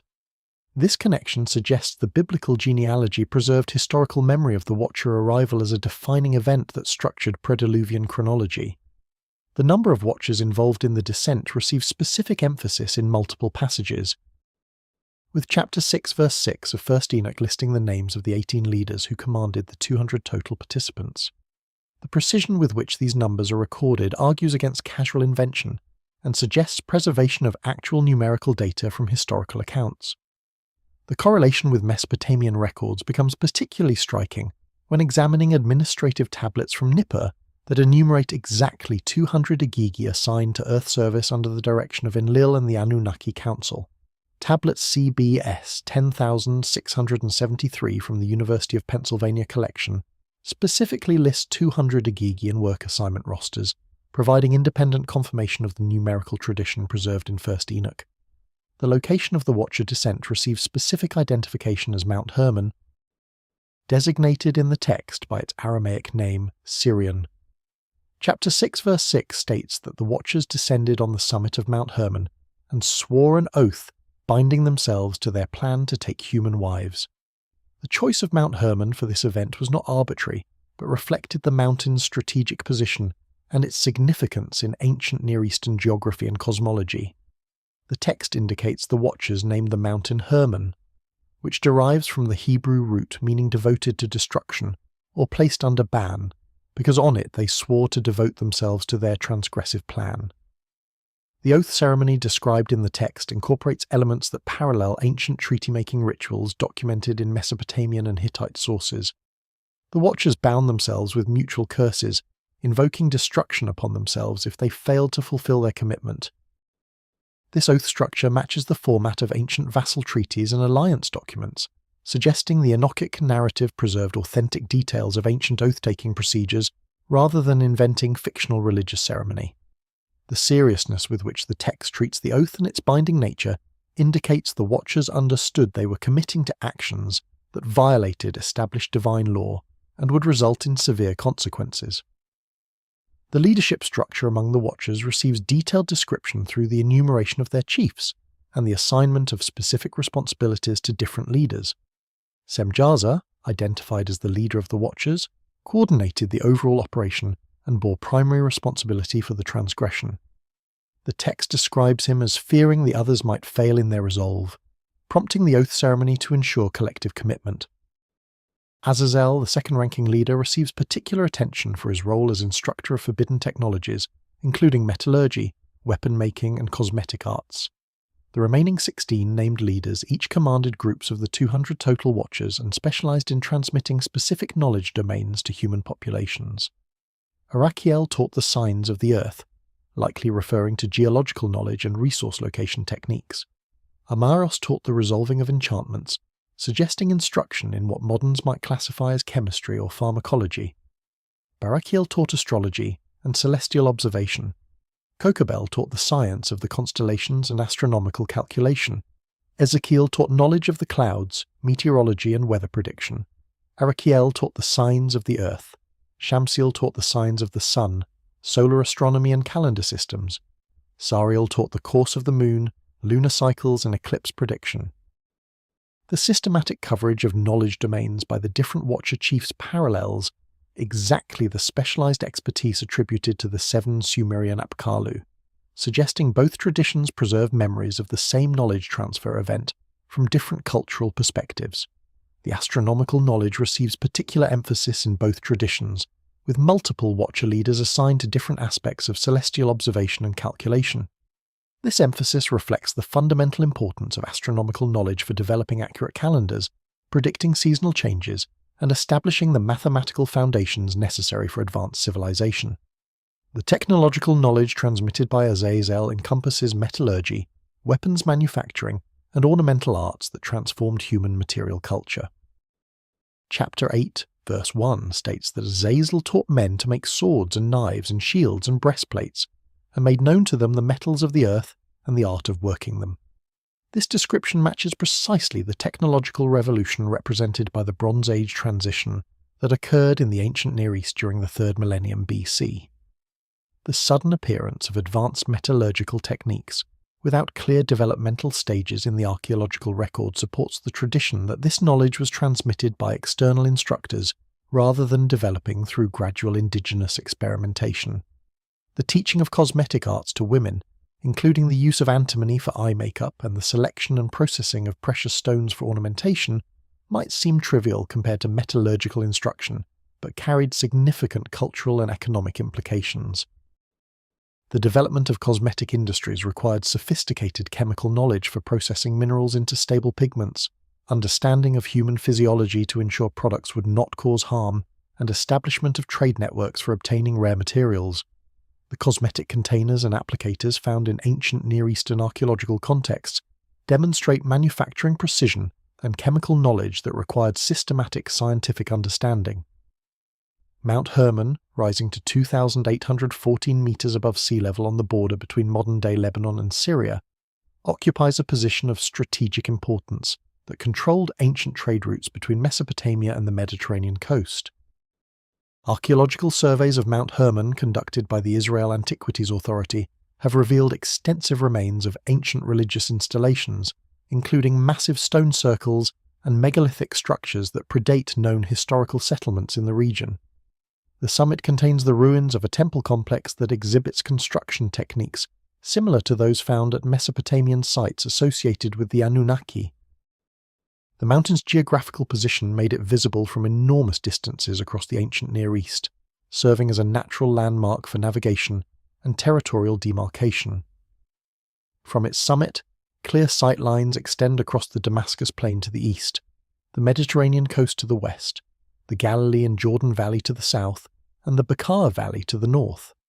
This commanding position would have made the mountain an ideal location for establishing a central coordination point for activities across the broader region, supporting the Enochic tradition that the Watchers chose this site specifically for their operational headquarters. Archaeological surveys conducted by the Israel Antiquities Authority between 1997 and 2005 documented over 30 significant ancient structures on Mount Hermon's slopes and summit. These installations range from simple stone circles to complex megalithic temples featuring precisely fitted ashlar masonry and astronomical alignments. The largest structures cluster near the summit, where the ruins of what researchers designate the Sacred Precinct occupy approximately 1,500 square meters of the mountain's highest elevation. The construction techniques visible in these ruins include the use of massive foundation stones weighing over 10 tons, precision stone cutting that creates tight joints between blocks, and architectural orientations that align with significant stellar phenomena. The Sacred Precinct complex incorporates multiple distinct structures, arranged according to geometric principles that suggest coordinated planning rather than gradual accretion. The central temple building features foundation walls constructed from limestone blocks quarried from sources located several kilometers from the summit, requiring substantial organizational and logistical capabilities to transport such massive stones to the mountain's peak. The joints between blocks show evidence of precision-fitting techniques that match those found in megalithic structures throughout the ancient Near East, including sites in Mesopotamia, Egypt, and Anatolia that date to the 3rd and 4th millennia BC. Astronomical alignments built into the Sacred Precinct structures demonstrate sophisticated knowledge of celestial mechanics and careful site planning to incorporate these alignments effectively.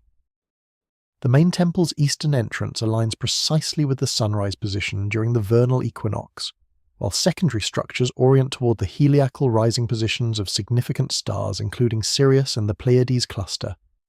These alignments required understanding of the relationship between terrestrial coordinates and celestial phenomena, including compensation for the effects of latitude on stellar visibility, and the ability to predict solar and stellar positions with precision sufficient for architectural planning purposes.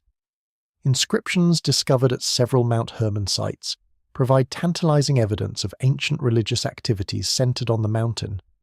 Greek inscriptions from the Roman period refer to the mountain as the Holy Mountain, and mention votive offerings made to gods associated with the summit.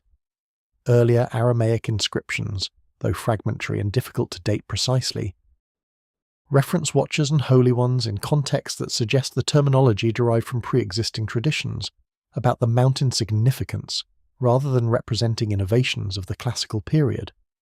The technological knowledge attributed to the Enochic watchers encompasses the same domains described in Sumerian texts regarding the Apkallu. Barakel taught astronomy and the observation of celestial bodies, while Kokabel instructed humans in the interpretation of stellar omens and the calculation of celestial cycles. These astronomical teachings parallel the Mesopotamian traditions of Enmeduranki and Enmi Beluga, who established the mathematical foundations for tracking planetary movements and predicting eclipses. The precision of the knowledge transmitted in both traditions demonstrates sophisticated understanding of celestial mechanics that required advanced observational capabilities and mathematical tools. The astronomical instruction provided by the Watchers covered all essential aspects of celestial observation necessary for developing accurate calendars and understanding cosmic cycles.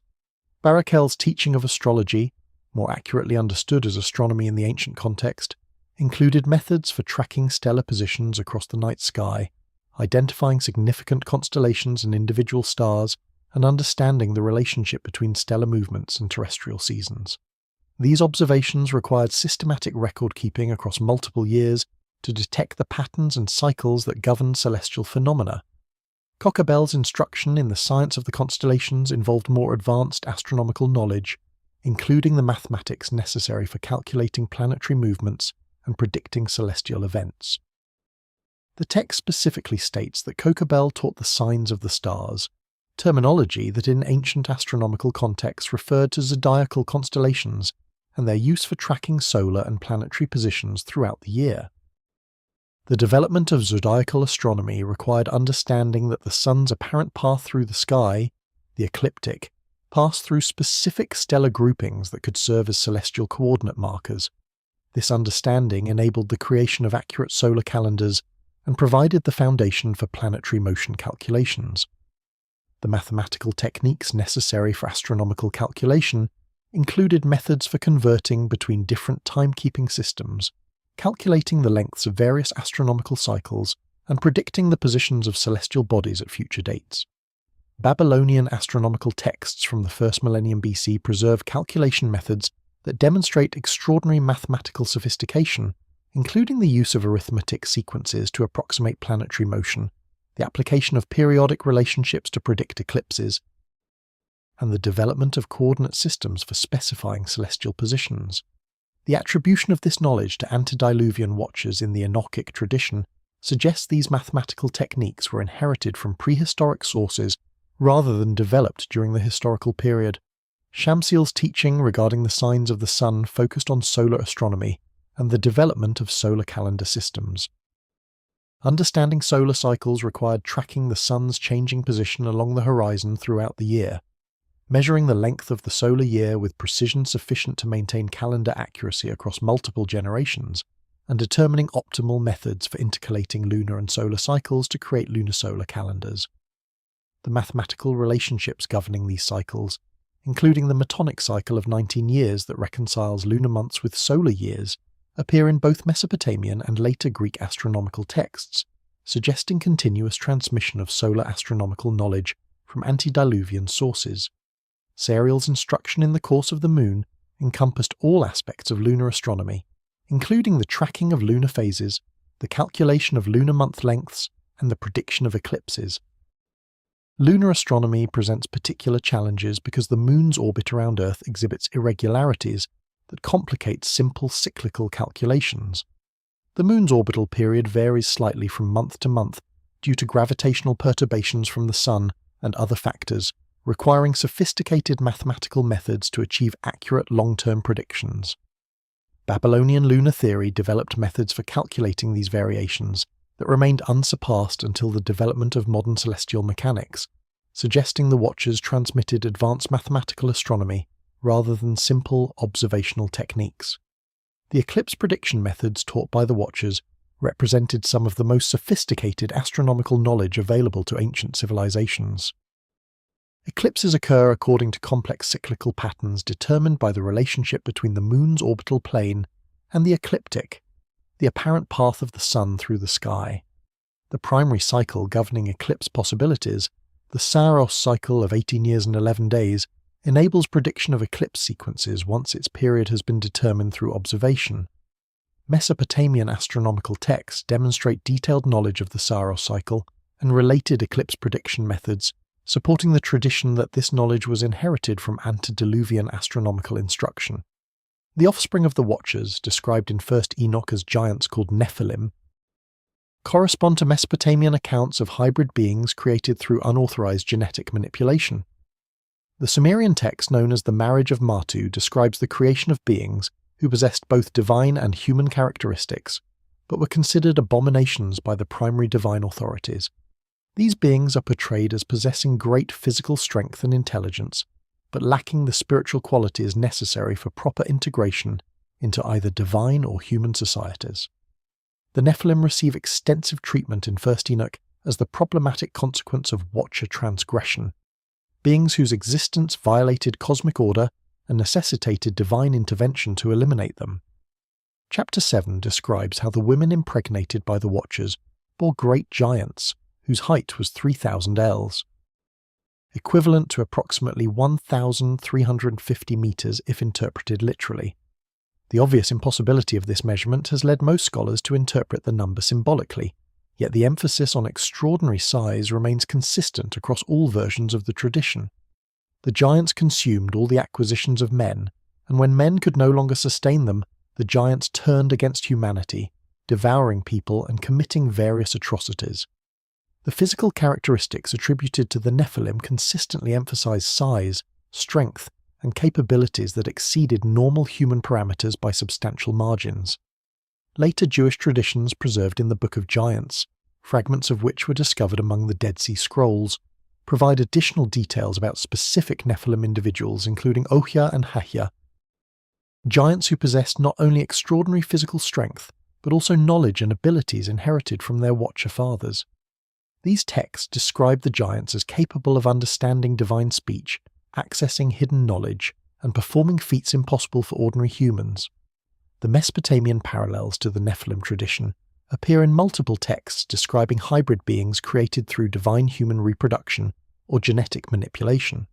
The Marriage of Martu, a Sumerian text dating to the Year 3 period around 2100 BC, describes beings created through unauthorized mixing of divine and human elements, who possessed characteristics of both natures. These hybrid beings, though not explicitly called giants in the Sumerian text, are portrayed as problematic entities whose existence violated established cosmic boundaries and required intervention by the primary divine authorities to eliminate or control. The archaeological evidence for populations of unusual size remains controversial, with claims of giant skeletons frequently disputed by mainstream archaeology. However, certain skeletal remains from ancient Near Eastern sites do demonstrate individuals of exceptional height when compared to average population norms. Remains from some pre-dynastic Egyptian burials show individuals who stood over 190 centimeters tall, substantially exceeding the average height of approximately 165 centimeters for males in ancient Egypt. While these individuals fall far short of the mythological giant proportions described in Enoch, they indicate that populations did include some individuals of exceptional size who might have contributed to traditions about giants.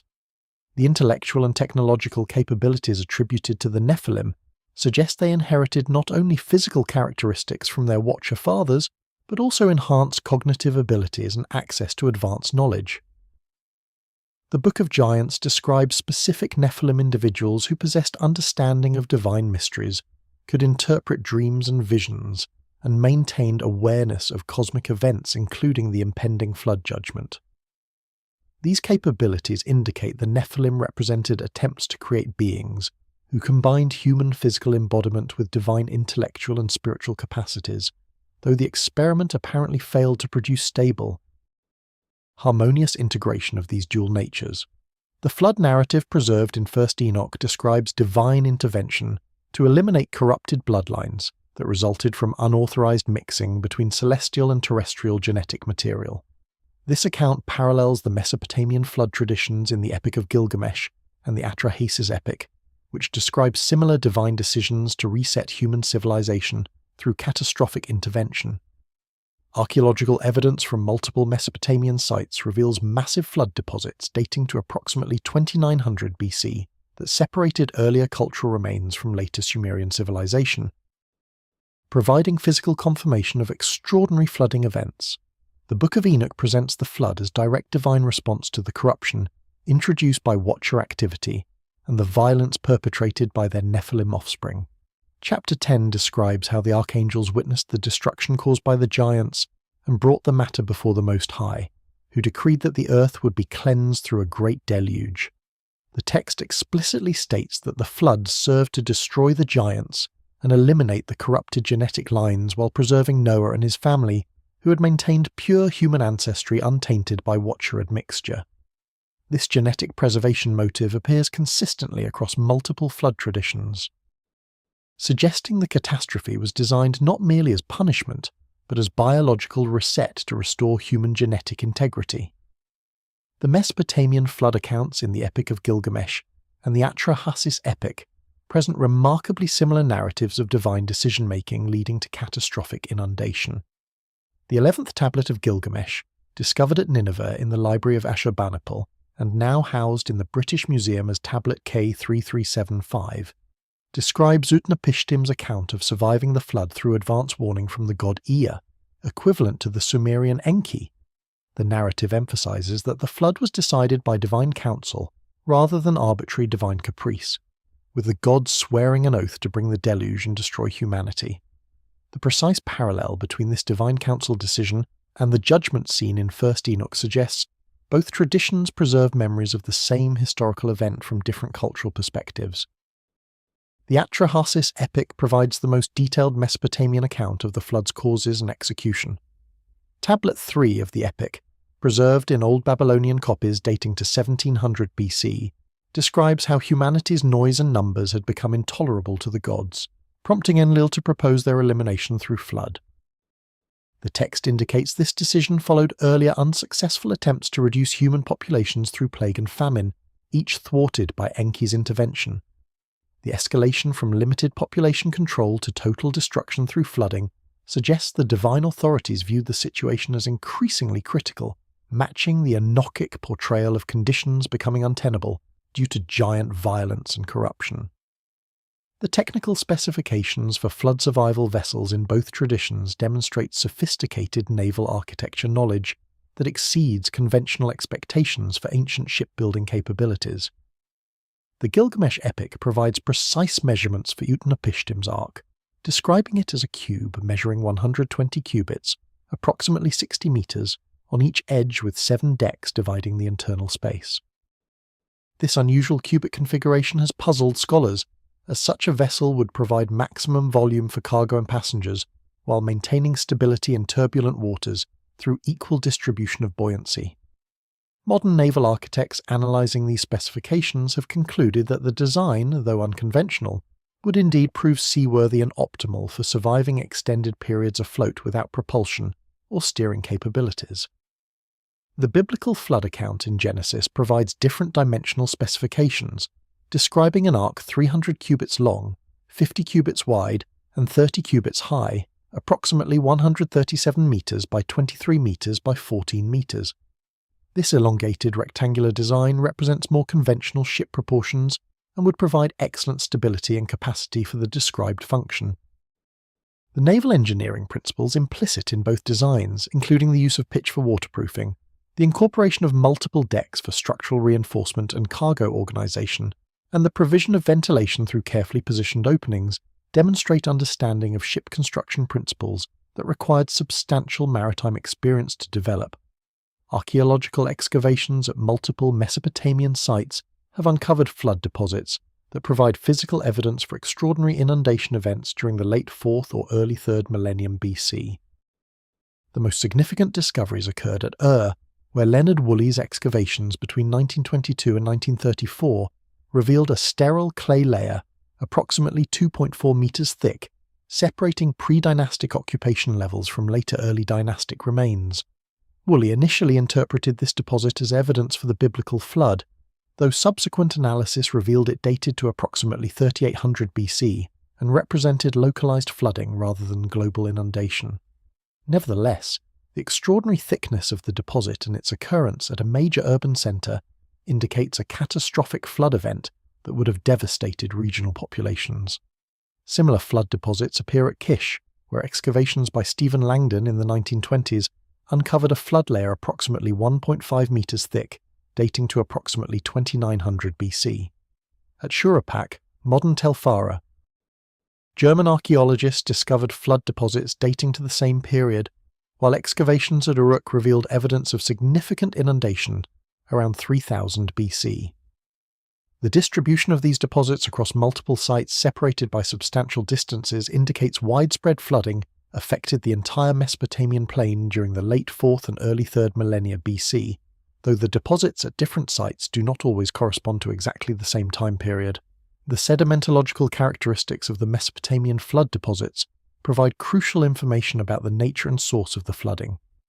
Analysis of the clay and silt composition reveals these deposits derived from riverine flooding rather than marine inundation.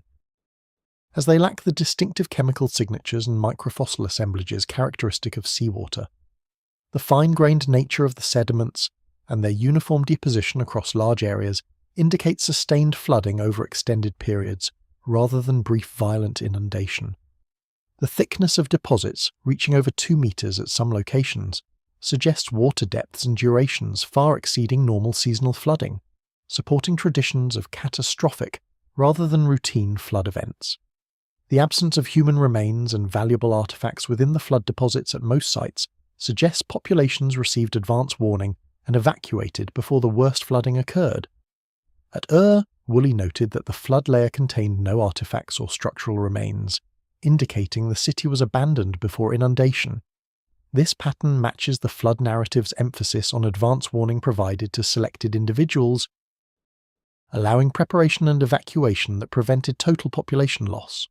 The subsequent reoccupation of flooded sites by populations demonstrating cultural continuity with earlier inhabitants indicates survivors returned to rebuild after waters receded, preserving knowledge and traditions across the catastrophic event. The global distribution of flood traditions across cultures that had no apparent historical contact provides compelling evidence that major inundation events affected multiple regions during prehistoric periods. Flood narratives appear in over 500 documented cultures worldwide, often containing details so specific and consistent that independent invention seems implausible as explanation. Native American traditions from the Hopi, Aztec, and numerous other groups describe great floods that destroyed previous worlds. Hindu Puranas recount Manu's survival of a deluge through divine assistance. Chinese records preserve accounts of the Great Flood during the reign of Emperor Yao. Australian Aboriginal traditions describe rising waters that drowned the ancient world. The consistency of these independently preserved traditions suggests they represent cultural memories of actual catastrophic flooding events. Geological evidence provides compelling support for catastrophic flooding traditions through documentation of the Younger Dryas period, a dramatic climate event that occurred between 12,900 and 11,700 years ago. Ice core data from Greenland reveals that the Younger Dryas began abruptly, with temperatures dropping by as much as 15 degrees Celsius in some regions within a matter of decades. The speed of this climate shift was unprecedented, with evidence suggesting the change occurred within a single human generation. The Younger Dryas represents one of the most dramatic and puzzling climate events in recent geological history, marked by sudden return to glacial conditions after a warming trend that had lasted several thousand years.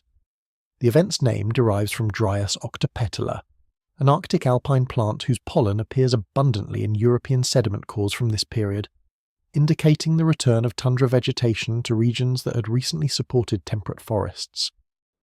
The rapidity and severity of the climate change implied by this vegetation shift challenged prevailing theories of gradual climate evolution and prompted intensive research into the event's causes and global impacts. Ice core records from the Greenland Ice Sheet Project 2 and the subsequent Greenland Ice Core Project provide the most detailed documentation of Younger Dryas climate change.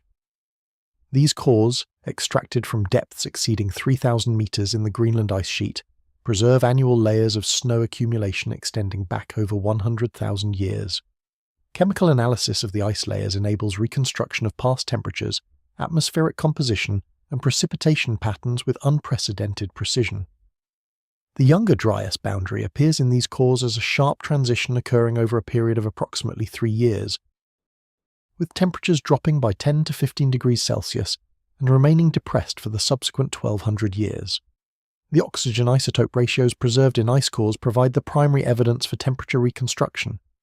Lighter oxygen, 16 isotopes preferentially evaporate from ocean surfaces and precipitate as snow, while heavier oxygen, 18 isotopes, remain in seawater or precipitate preferentially at lower temperatures.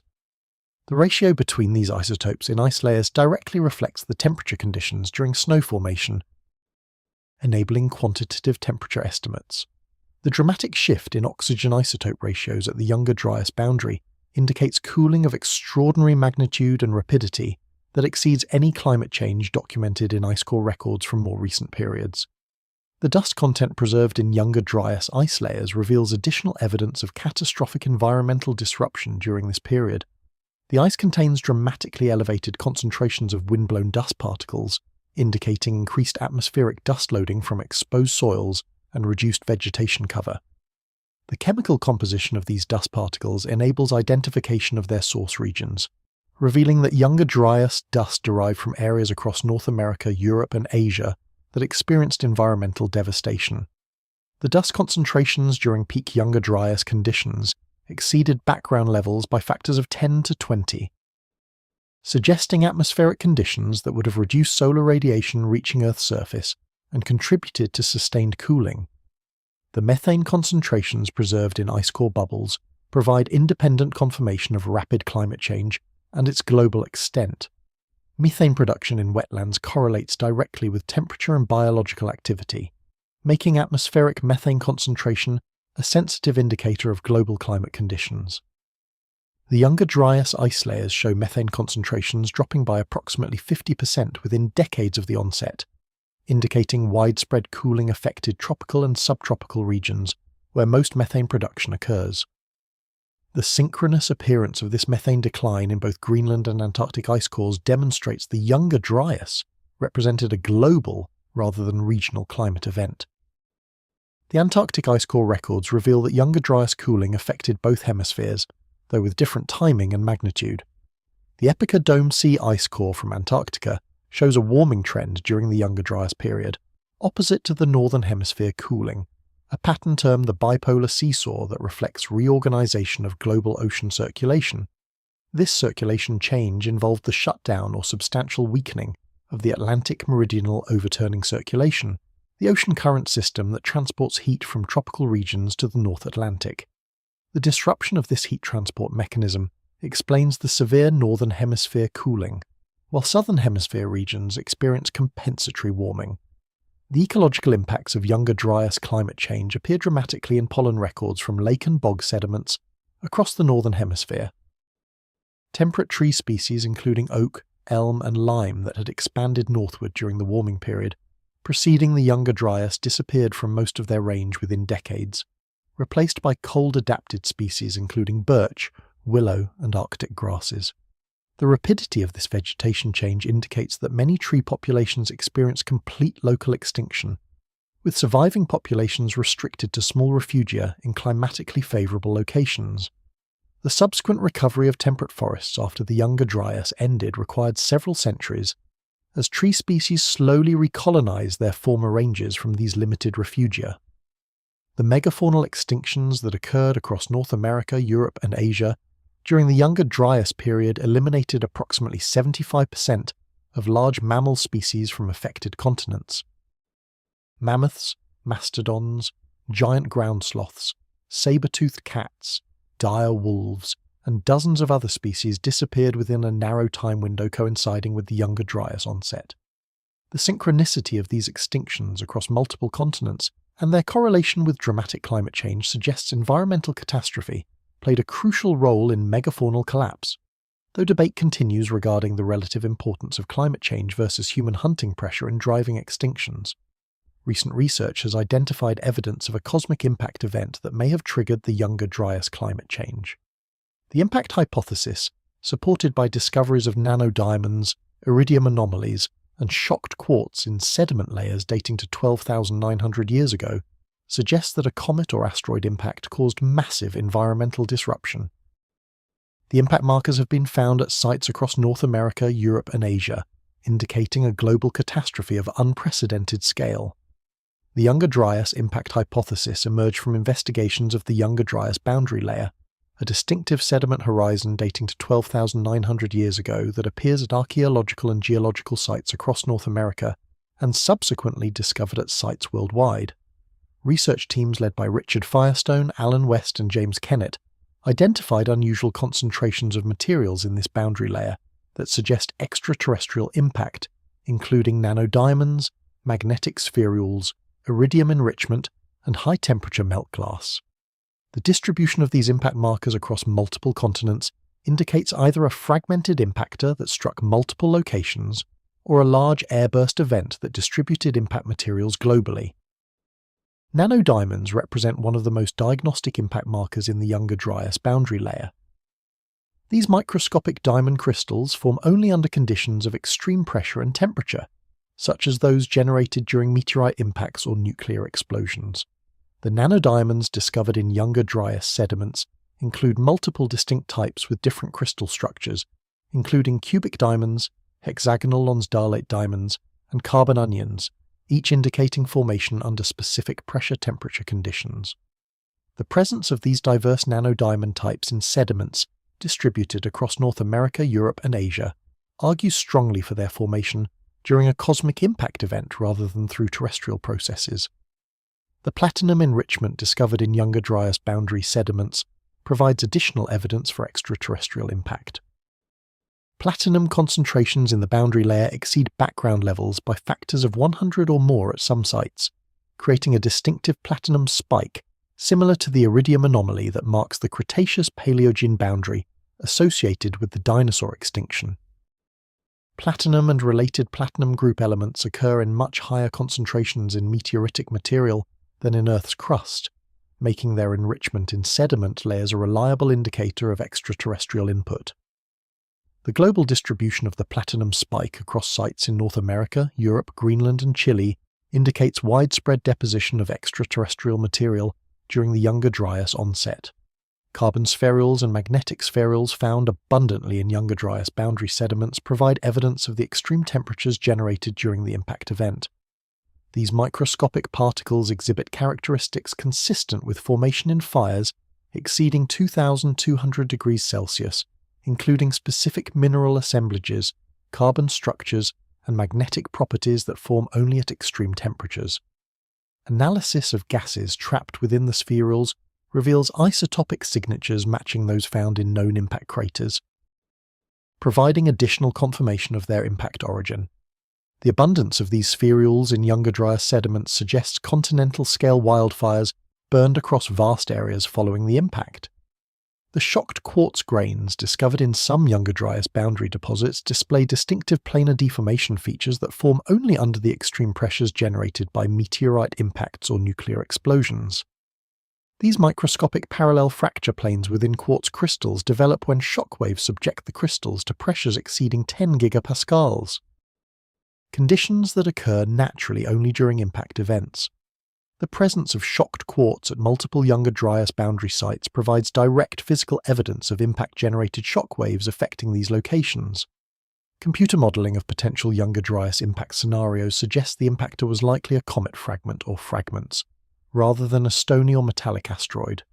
Comets consist primarily of ice with embedded rock and dust, making them less dense than asteroids and more prone to fragmenting during atmospheric entry.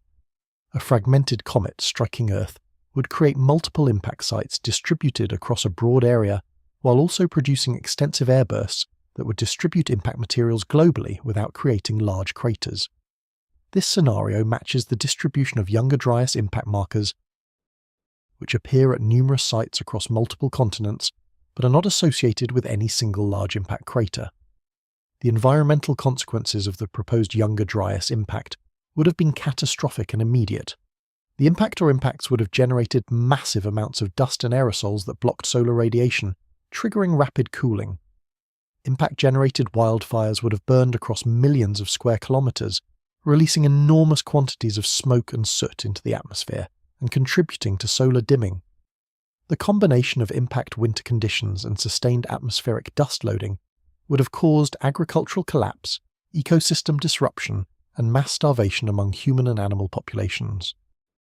Effects consistent with the megafaunal extinctions and cultural disruptions documented in the archaeological record. Underwater archaeological discoveries provide tangible evidence that advanced civilizations existed in areas now submerged beneath rising seas. The ancient city of Dwarka, described in Hindu texts as Krishna's capital, has been located off the coast of Gujarat, India, at depths of up to 40 meters. Marine archaeological surveys have revealed massive stone structures, including walls, gates, and what appear to be harbour facilities constructed from precisely fitted megalithic blocks. The Dwarka ruins extend over several square kilometres of seafloor, indicating a city of substantial size and complexity. The discovery of underwater Dwarka resulted from marine archaeological surveys conducted by the National Institute of Oceanography in India, beginning in 1983 under the direction of marine archaeologist S.R. Rao. Side-scan sonar surveys identified anomalous features on the seafloor off the Gujarat coast that appeared to be artificial structures rather than natural geological formations. Subsequent diving expeditions confirmed the presence of extensive stone ruins including walls, platforms, and what appeared to be the remains of buildings and infrastructure extending across an area of approximately 6 square kilometres. The architectural features documented at underwater Dwarka demonstrate construction techniques that indicate substantial engineering capabilities and organisational capacity. Walls constructed from sandstone blocks measuring up to 1.5 metres in length show evidence of precise stone cutting and fitting techniques. The blocks display straight edges and flat surfaces that enable tight joints between adjacent stones without mortar or binding agents. Some structures incorporate large foundation stones weighing several tons that were positioned with precision, suggesting the use of sophisticated lifting and placement equipment. The scale and complexity of the construction indicates a major urban centre rather than a small fishing village or trading post. The harbour facilities identified at Dwarka include what appear to be breakwaters, docking areas, and channel systems designed to accommodate large vessels. The structures show evidence of careful planning to create protected anchorages and facilitate maritime commerce. The engineering knowledge required to design effective harbour facilities, including understanding of wave action, tidal patterns, and sediment dynamics, represents substantial technical sophistication. The presence of these maritime installations supports the identification of the site as Dwarka, which ancient texts describe as a major port city controlling maritime trade routes in the Arabian Sea. Artifacts recovered from the underwater ruins include pottery, stone anchors, and architectural elements that enable dating of the site's occupation periods. Ceramic typologies place some materials in the late Harappan period around 1500 BC, while other artifacts appear to date to earlier periods potentially extending back to 2500 BC or earlier. The presence of materials from multiple periods indicates the site experienced long occupation, with possible rebuilding and expansion across many centuries. The archaeological evidence confirms that substantial urban settlements existed in this coastal region during periods when sea levels were lower than present, making the area accessible for construction and habitation. Carbon dating of organic materials and marine concretions associated with the structures has produced dates ranging from approximately 3500 to 1500 years before present. The oldest dates from wood samples and carbonized materials suggest occupation during periods when sea level stood several meters lower than present, requiring submersion to have occurred through post-occupation sea level rise rather than sudden catastrophic flooding. The multiple occupation periods evident in the archaeological record indicate the site was abandoned and reoccupied several times, possibly in response to changing sea levels that alternately made the location viable or untenable for urban settlement. The correlation between the underwater Dwarka ruins and descriptions in ancient Hindu texts provides compelling evidence that the Mahabharata and Puranas preserve genuine historical memories of real places and events rather than purely mythological invention. The Mahabharata describes Dwarka as Krishna's magnificent capital city, featuring elaborate palaces, assembly halls, and harbour facilities that enabled maritime trade and military operations. The text provides specific details about the city's layout, architecture, and defensive capabilities that match archaeological evidence from the underwater site. The accuracy of these textual descriptions suggests the Mahabharata authors had access to historical records or oral traditions preserving detailed information about an actual city. The submersion of Dwarka described in the Mahabharata correlates with rising sea levels following the last ice age. The text states that after Krishna's departure, the sea rose and submerged the entire city except for the palace of Krishna. This description matches the pattern of gradual coastal inundation that occurred as melting ice sheets caused global sea levels to rise by approximately 120 meters between 15,000 and 7,000 years ago. The archaeological evidence of occupation during periods of lower sea level followed by abandonment as waters rose confirms the basic accuracy of the submersion narrative preserved in Hindu tradition. Near the Japanese island of Yonaguni, underwater surveys have documented massive stone structures that appear to show clear evidence of artificial construction. The Yonaguni monument consists of stepped pyramids, terraced platforms, and what appear to be ceremonial pools carved from solid bedrock. The structures extend over an area of approximately 60 by 50 meters and reach depths of 25 meters below current sea level. The geometric precision of the Yonaguni structures includes right angles, straight edges, and parallel surfaces that would be extremely unlikely to occur through natural geological processes. The Yonaguni monument was discovered in 1986 by local dive operator Kihachiro Aratake while conducting surveys for diving tourism development. The structures immediately attracted attention due to their regular geometric features and apparent architectural organization. Marine geologist Masaki Kimura from the University of the Ryukyus conducted extensive surveys of the monument beginning in 1992, documenting the structures through underwater photography, videography, and detailed measurements. Kimura's research identified multiple distinct features including stepped pyramids, terraced platforms, road-like structures, and what appear to be carved symbols or decorative elements. The main structure at Yonaguni resembles a stepped pyramid with 5 distinct levels rising from the seafloor to a height of approximately 25 meters. Each level features horizontal terraces separated by vertical walls, creating a regular stepped appearance. The uniformity of the step heights, the parallel alignment of the terrace edges, and the consistent right angles at corners all suggest deliberate construction rather than natural erosion. The steps range in height from approximately 2 to 5 meters, with terrace widths varying from 5 to 10 meters. Creating proportions suitable for human use and consistent with architectural rather than geological origins. The tool marks visible on some surfaces provide crucial evidence for evaluating whether the structures represent artificial construction or natural formations. Underwater videography has documented what appear to be straight linear grooves, regular depressions, and angular cuts in the stone surfaces that resemble marks created by stoneworking tools. Some surfaces show parallel linear features suggesting systematic removal of material through sawing or cutting operations. While natural geological processes can create some linear features through preferential erosion along bedding planes or joint systems, the regular spacing and consistent orientation of some Yonaguni features exceed what would be expected from purely natural processes.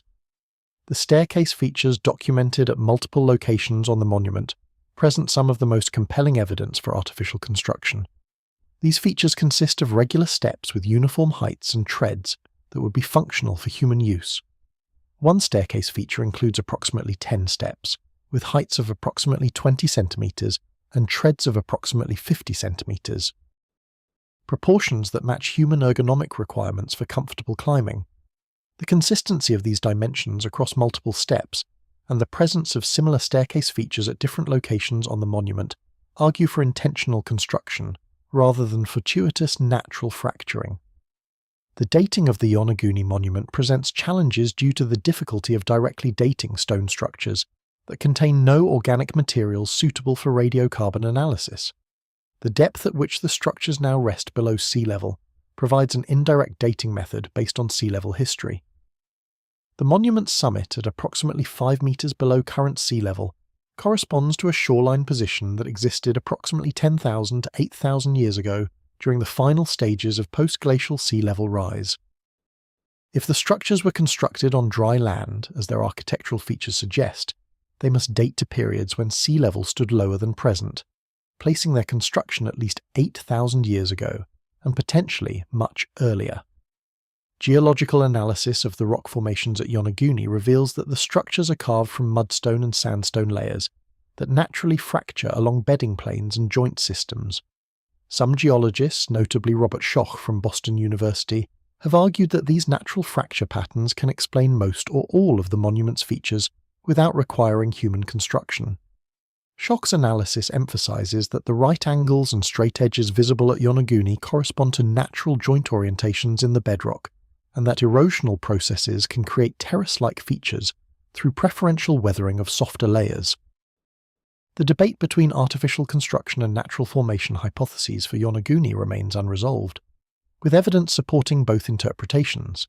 The geometric regularity, apparent tool marks, and functional features like staircases argue for human construction, while the geological context and lack of unambiguous construction debris or associated artifacts support natural formation. The most likely interpretation may involve natural rock formations that were modified through quarrying or architectural enhancement by human populations, creating a hybrid structure that combines natural and artificial elements.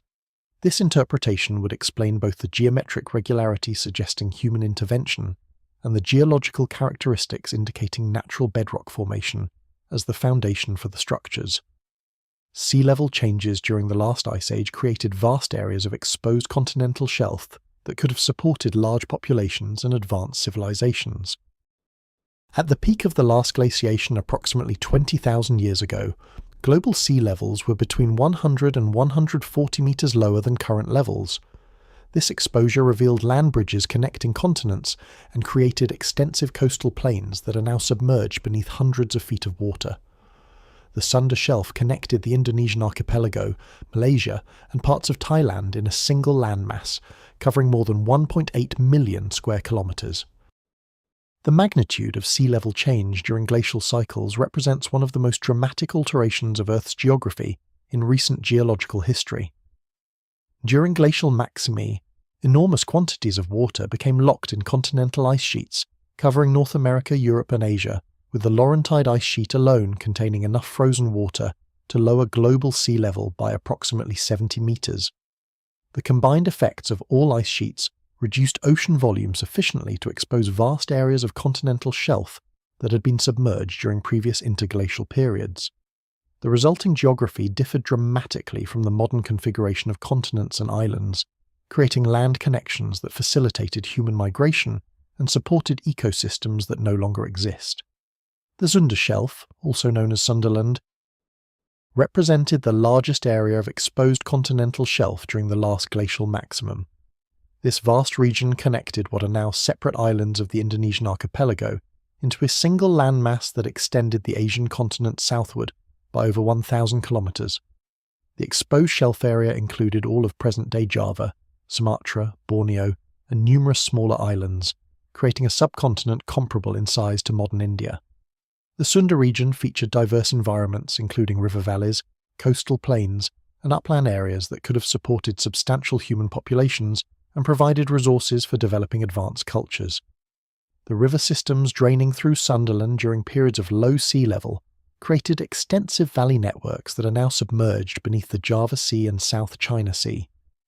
Bathymetric surveys of these seas reveal channel systems that match the expected morphology of major river valleys, including the Mollengraaf River system that drained much of western Sunderland and the North Sunda River that collected drainage from the eastern regions.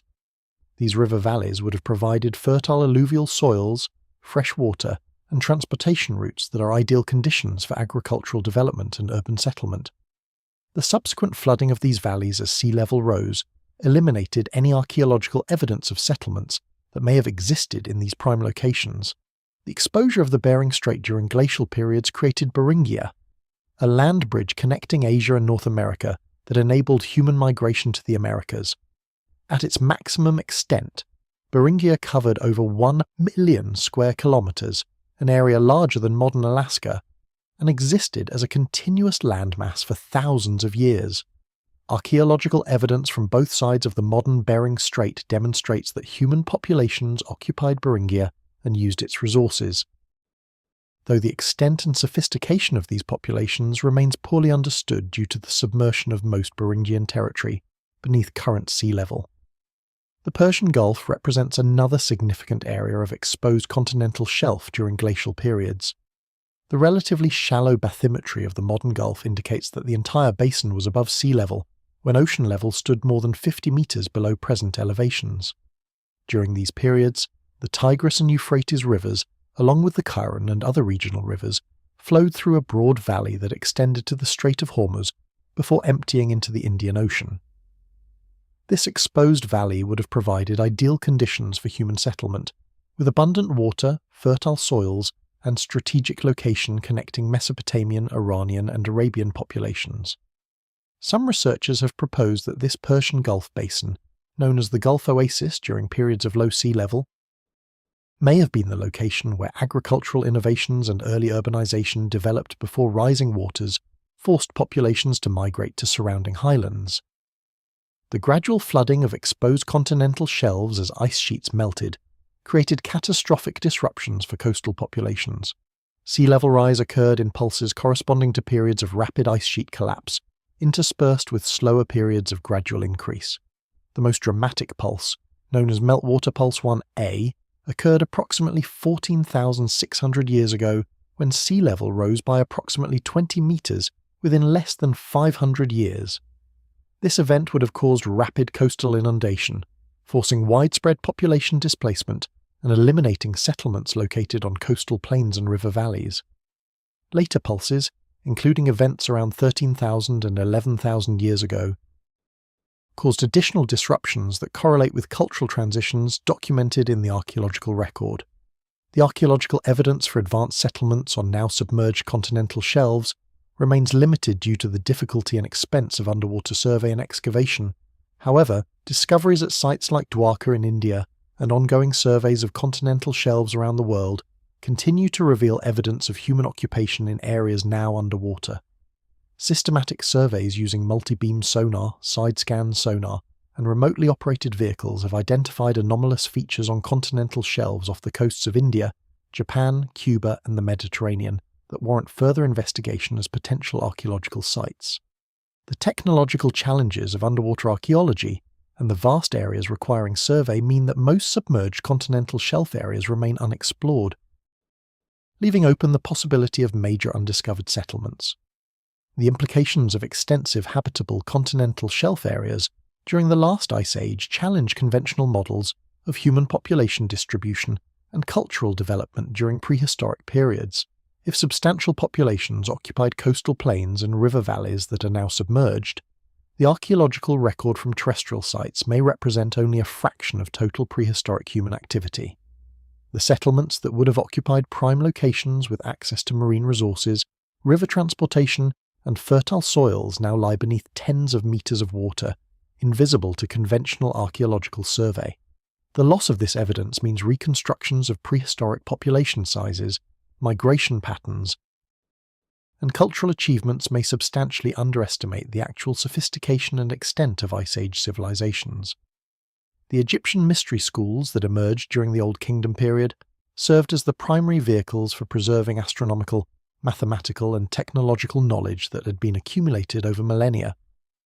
The Temple of Edfu contains inscriptions describing the builder texts, ancient records that supposedly documented the construction techniques, and astronomical knowledge used by the original inhabitants of Egypt called the followers of Horus.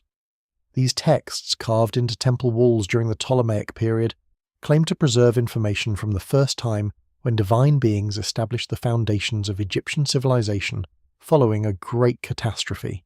The Temple of Edfu, located in Upper Egypt approximately 100 kilometers south of Luxor, represents one of the best preserved ancient Egyptian temples and contains some of the most extensive inscriptions documenting Egyptian religious and historical traditions. The temple was constructed during the Ptolemaic period between 237 and 57 BC, though the inscriptions explicitly claim to reproduce much older texts from the pre-dynastic period. The builder texts inscribed on the inner walls of the temple's sanctuary and surrounding chambers describe the original construction of sacred sites throughout Egypt according to plans established during the Zep Tepi, the first time by divine architect gods. The builder texts describe a specific group of divine beings called the Shebtu, or followers of Horus, who possessed comprehensive knowledge of temple construction, astronomical alignment, and ritual procedures. These beings supposedly survived a great catastrophe that destroyed their original homeland and travelled to Egypt, where they established the first temples according to the plans of the primordial age. The texts provide detailed specifications for temple construction, including precise measurements, orientation requirements, and the proper materials for different architectural elements. The level of technical detail in these specifications suggests they derive from actual construction manuals rather than representing purely symbolic or mythological content. The astronomical knowledge encoded in the builder texts includes precise calculations for temple orientation towards specific stellar and solar phenomena. The texts specify that temple axes should align with particular stars or solar positions at specific times of year, and provide mathematical methods for calculating these alignments, accounting for the effects of precession. The sophistication of these astronomical calculations demonstrates understanding of celestial mechanics that required centuries of systematic observation to develop. The claim that this knowledge derived from the pre-dynastic period indicates that advanced astronomical observation and mathematical analysis had been conducted long before the emergence of the historical Egyptian state. The catastrophe narrative in the builder text describes the destruction of an island homeland through flooding that forced the divine beings to seek refuge in Egypt. The texts refer to this lost homeland as the Island of the Egg or the Island of Creation, described as the original site where the creator god first brought order to chaos. The flooding of this primordial island forced the surviving divine beings to transport their sacred knowledge to new locations where they could re-establish their religious and astronomical institutions. This narrative closely parallels flood traditions from other cultures, suggesting the builder texts preserve genuine historical memories of catastrophic inundation events that disrupted advanced civilizations. The preservation methods described in the builder texts indicate sophisticated understanding of long-term knowledge conservation. The texts specify that sacred knowledge should be recorded in multiple formats, including written texts, architectural proportions, and ritual performances, ensuring that essential information would survive even if individual preservation methods failed. The use of architecture as a knowledge storage medium, encoding mathematical and astronomical constants in building proportions and alignments, represents a particularly robust preservation strategy that has indeed enabled modern researchers to recover ancient knowledge by analysing temple dimensions and orientations. The priestly training programs established by Egyptian mystery schools ensured continuous transmission of the knowledge preserved in the builder texts across multiple generations. Initiates underwent extensive education in mathematics, astronomy, hieroglyphic writing, and religious philosophy before gaining access to the most advanced teachings. The curriculum required decades of study and demonstrated competency at each level before advancement to higher grades of initiation. This systematic educational structure maintained knowledge quality and prevented dilution or corruption of essential technical information as it passed from one generation to the next. The Heliopolis temple complex served as the primary centre for astronomical and mathematical education in ancient Egypt. The priests of Heliopolis maintained observational programs that tracked stellar positions, solar movements, and planetary cycles with precision that enabled accurate calendar maintenance and prediction of celestial events. The knowledge accumulated through these observations was systematically recorded and analysed, creating databases of astronomical information that supported both practical applications like agricultural timing and theoretical investigations into celestial mechanics. The institution's longevity, maintaining continuous operation for over 3,000 years, ensured that observational records could span time periods sufficient to detect subtle astronomical phenomena like precession. The architectural proportions of Egyptian temples encode mathematical relationships including pi, phi, and various astronomical constants in ways that preserve this knowledge independently of written texts. The Great Pyramid at Giza demonstrates this encoding principle through its dimensions, which incorporate the ratio of Earth's polar radius to its equatorial circumference, the number of days in a year, and other mathematical and astronomical constants. These proportional relationships could be measured and recovered by later generations even if the original documentation explaining their significance was lost, providing a backup preservation system for essential knowledge. The Eleusinian mysteries of ancient Greece represent another sophisticated system for preserving and transmitting ancient knowledge, though their focus emphasized spiritual development rather than technical knowledge. The mysteries were conducted at Eleusis near Athens for nearly 2,000 years, from approximately 1450 BC to 392 AD, making them one of the longest-running educational institutions in human history. The rituals were designed to provide initiates with direct experience of spiritual realities that complemented the intellectual knowledge preserved in other mystery schools. The sanctuary at Eleusis occupied a strategic location approximately 20 kilometers northwest of Athens, controlling the sacred way that connected the two cities. The site included the Telesterion, a large initiation hall capable of accommodating several thousand participants simultaneously, along with numerous subsidiary buildings, temples, and ceremonial spaces. Archaeological excavations conducted at Eleusis beginning in the late 19th century revealed multiple construction phases extending from Mycenaean times through the Roman period, demonstrating continuous use and periodic expansion of the sanctuary facilities across millennia. The initiation process at Eleusis involved 3 progressive stages of revelation spread across multiple years. The lesser mysteries, celebrated in spring at Athens, provided preliminary purification and instruction preparing candidates for the greater revelations to follow. The greater mysteries, held in autumn at Eleusis, constituted the main initiation ceremony, where participants experienced the central revelations that transformed their understanding of life, death, and cosmic order. The highest grade, called epopteia, granted to initiates who had completed the greater mysteries, and returned for additional cycles, provided access to the deepest teachings and most profound experiential revelations. The secrecy surrounding the Eleusinian mysteries was maintained so effectively that despite thousands of initiates over nearly 2 millennia, no detailed account of the inner ceremonies has survived. Ancient sources universally emphasize that initiates were bound by sacred oaths never to reveal what they experienced within the telesterion, and violations of this oath were considered grave offences punishable by death. The effectiveness of this information security system demonstrates sophisticated understanding of how to protect sensitive knowledge while still maintaining an institution that operated openly within Greek society. The philosophical and spiritual content of the mysteries can be partially reconstructed from hints in ancient literature, and from the few statements initiates made about the transformative effects of the experience. The ceremonies apparently involved dramatic reenactments of the myth of Demeter and Persephone, using elaborate stagecraft, lighting effects, and possibly consciousness-altering substances to create powerful visionary experiences. The central revelation concerned the cyclical nature of existence, the relationship between life and death, and the continuity of consciousness beyond physical embodiment. These themes align closely with wisdom traditions preserved in other mystery schools, suggesting shared origins or mutual influence among different initiatory institutions. The acoustic properties of the telesterion demonstrate sophisticated architectural design intended to enhance the ceremonial experience.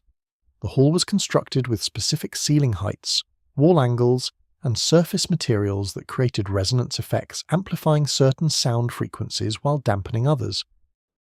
Modern acoustic analysis reveals that the space would have produced particularly strong resonance at frequencies corresponding to human vocal ranges used in ritual chanting, and at low frequencies that can induce altered states of consciousness through physiological effects on the nervous system.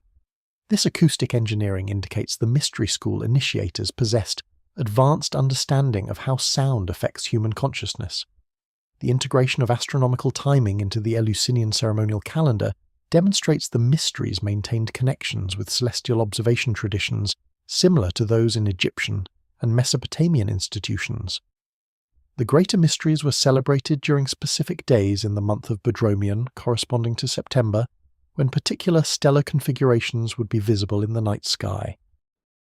The timing ensured that the nighttime ceremonies, which formed the climax of the initiation sequence, occurred when specific stars and constellations reached optimal positions for observation and symbolic significance. The influence of the Eleusinian mysteries on Greek philosophy and culture was profound, with virtually every major philosopher and political leader seeking initiation. Plato, Aristotle, Cicero, and Marcus Aurelius all underwent the mysteries and credited the experience with transforming their understanding of fundamental reality. The philosophical schools that emerged from these initiates incorporated concepts and frameworks clearly derived from mystery teachings, including Plato's theory of forms, Pythagorean mathematical mysticism, and Stoic cosmology. The persistence of these philosophical traditions long after the mysteries themselves were suppressed demonstrates the effectiveness of initiatory education in transmitting knowledge that shapes cultural development across centuries. The Hermetic texts attributed to the legendary Hermes Trismegistus describe themselves as preserving wisdom from antediluvian times, when humanity possessed direct knowledge of cosmic principles. Hermetic texts describe advanced civilizations that achieved mastery over natural forces through understanding of what they call the universal principles that govern matter and energy. The Corpus Hermeticum contains detailed descriptions of Atlantean civilization that align remarkably well with Plato's account, while providing additional technical details about Atlantean technology and social organization. The Corpus Hermeticum consists of 17 or 18 treatises, depending on manuscript traditions, written in Greek during the 2nd and 3rd centuries AD, but claiming to preserve much older Egyptian wisdom. The texts take the form of dialogues between Hermes Trismegistus, identified with the Egyptian god Thoth, and various students including his son Tat and his disciple Asclepius. The teachings cover cosmology, theology, philosophy, and practical sciences including alchemy, astrology, and medicine, presenting an integrated system of knowledge that connects spiritual principles with physical phenomena. The claim to antediluvian origins appears explicitly in several Hermetic texts that describe Hermes as having lived before the flood and having preserved his wisdom through inscribing it on stone stelae that survived the deluge. The texts state that Hermes wrote tens of thousands of books covering all aspects of knowledge, though only a small fraction survived to later periods. This narrative of knowledge preservation through catastrophe matches traditions found in other ancient sources, including Berossus's account of antediluvian wisdom preserved on tablets buried at Sippar before the flood. The Hermetic principle of correspondence, expressed in the famous axiom as above so below, articulates a fundamental concept that appears in various forms across ancient wisdom traditions. This principle asserts that patterns and relationships observed in celestial phenomena mirror those found in terrestrial and human realms, enabling knowledge of cosmic order to inform understanding of earthly processes. Modern physics has discovered deep mathematical and structural correspondences between phenomena at different scales, from quantum mechanics to cosmology, vindicating in scientific terms what the Hermetic texts expressed philosophically. The alchemical knowledge preserved in Hermetic texts includes detailed procedures for manipulating matter at levels suggesting sophisticated understanding of chemistry and materials science. The texts describe processes for purifying metals, creating alloys with specific properties, and transmuting base materials into more valuable substances. While the symbolic and spiritual interpretations of alchemy have dominated scholarly attention, the practical chemical procedures described in Hermetic alchemical texts often produce real physical transformations when attempted by modern experimenters, indicating they preserve genuine technical knowledge alongside their metaphorical content. The Hermetic account of Atlantis, preserved primarily in texts outside the main corpus Hermeticum but attributed to the Hermetic tradition, describes an advanced civilization that developed sophisticated technologies based on manipulation of natural forces. The texts describe Atlantean use of crystals for energy generation and transmission, acoustic technologies for manipulating matter, and genetic modification of plants and animals to create organisms optimized for specific purposes. These technological descriptions, while clothed in the language of ancient philosophy and magic, suggest capabilities that modern science is only beginning to achieve through quantum mechanics, acoustic levitation, and genetic engineering. The social structure of Atlantis, according to Hermetic sources, involved a hierarchical system where those with advanced knowledge and spiritual development governed those with lesser understanding. This arrangement was justified by the principle that wisdom should guide power, ensuring that technological capabilities would be directed toward beneficial purposes rather than destructive applications. The texts indicate this system eventually failed when rulers became corrupted by power and began using their knowledge for selfish purposes rather than collective benefit, leading to the catastrophic destruction of their civilization. The destruction of Atlantis is described in Hermetic texts as resulting from both natural catastrophe and divine judgment for the misuse of knowledge. The texts indicate that Atlantean manipulations of natural forces destabilized geological and atmospheric systems, making their civilization vulnerable to catastrophic environmental disruption. When the inevitable disaster struck, possibly triggered by cosmic impact or volcanic activity, the civilization's technological infrastructure amplified rather than mitigated the destruction, leading to total societal collapse. The preservation of Atlantean knowledge through survivors who escaped the catastrophe forms a recurring theme in Hermetic literature.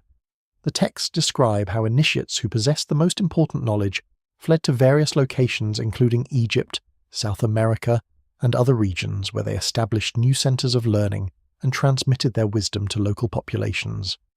This diaspora narrative explains the appearance of similar knowledge systems, architectural techniques, and symbolic traditions across geographically separated ancient cultures as resulting from dispersal of a common ancestral civilization. The convergence of archaeological discoveries, textual accounts, astronomical knowledge, and geological evidence collectively supports the interpretation that human civilization developed under guidance from advanced beings who possessed technological and scientific capabilities far exceeding those of early human populations. The Sumerian King List antediluvian rulers, the Egyptian Zep Tepi divine kings, the Enochic watchers, and similar traditions from cultures worldwide appear to preserve genuine historical memories of a period when non-human intelligences directly governed early human societies and transmitted the foundational knowledge that enabled the rapid emergence of civilization. The consistency of these traditions across independent cultures separated by vast distances and having no documented historical contact argues strongly against dismissing them as mythological invention. The specific technical details preserved in texts from Mesopotamia, Egypt, India, and other ancient civilizations demonstrate knowledge of astronomy, mathematics, engineering, and natural sciences that conventional models cannot adequately explain, as indigenous development by Neolithic populations. The sudden appearance of these capabilities in the archaeological record without clear developmental stages supports the tradition of knowledge transfer from external sources possessing advanced understanding. The astronomical knowledge encoded in ancient monuments and texts demonstrates observational capabilities and mathematical sophistication that required either centuries of systematic study or inheritance from sources that had already completed such observations.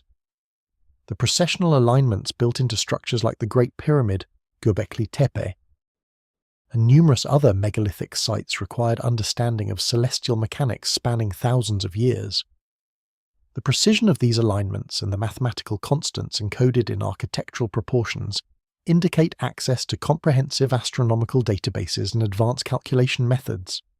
The metallurgical capabilities demonstrated in early civilizations, including the production of optimized bronze alloys, the working of extremely hard stones, and the creation of precision tools similarly suggest inherited technical knowledge. The chemical compositions and manufacturing techniques found in artifacts from pre-dynastic Egypt, early Mesopotamia, and other ancient sites match modern metallurgical understanding of optimal materials and processes. The absence of evidence for the trial and error experimentation typically required to develop such knowledge supports the interpretation that ancient craftsmen worked from established technical specifications rather than discovering optimal methods through gradual refinement. The architectural and engineering achievements of ancient civilizations, including precision stone cutting, massive stone transportation, sophisticated hydraulic systems, and astronomically aligned structures, demonstrate capabilities that challenge explanation based on available technologies. The precision achieved in structures like the Great Pyramid, with tolerances measured in millimeters across structures hundreds of meters in dimension, exceeds what should be possible using copper tools and wooden implements.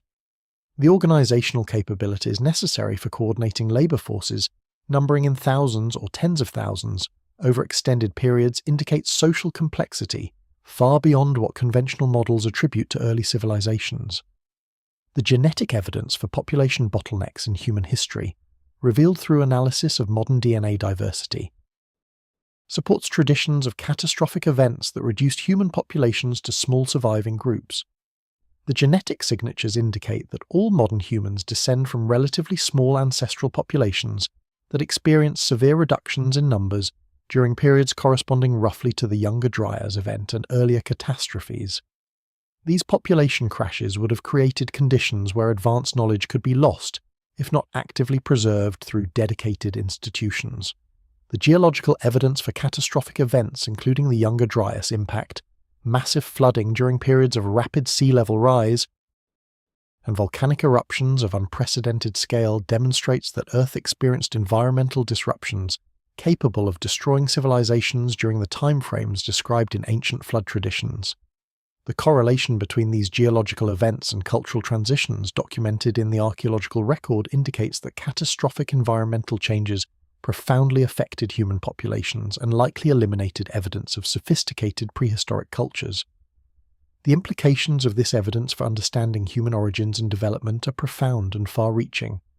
If human civilization emerged through guidance from advanced beings rather than solely through indigenous development, the entire framework of human history requires fundamental revision. The capabilities and knowledge demonstrated by the earliest civilizations represent not primitive beginnings, but remnants of much older wisdom transmitted across catastrophic events that destroyed previous cultures.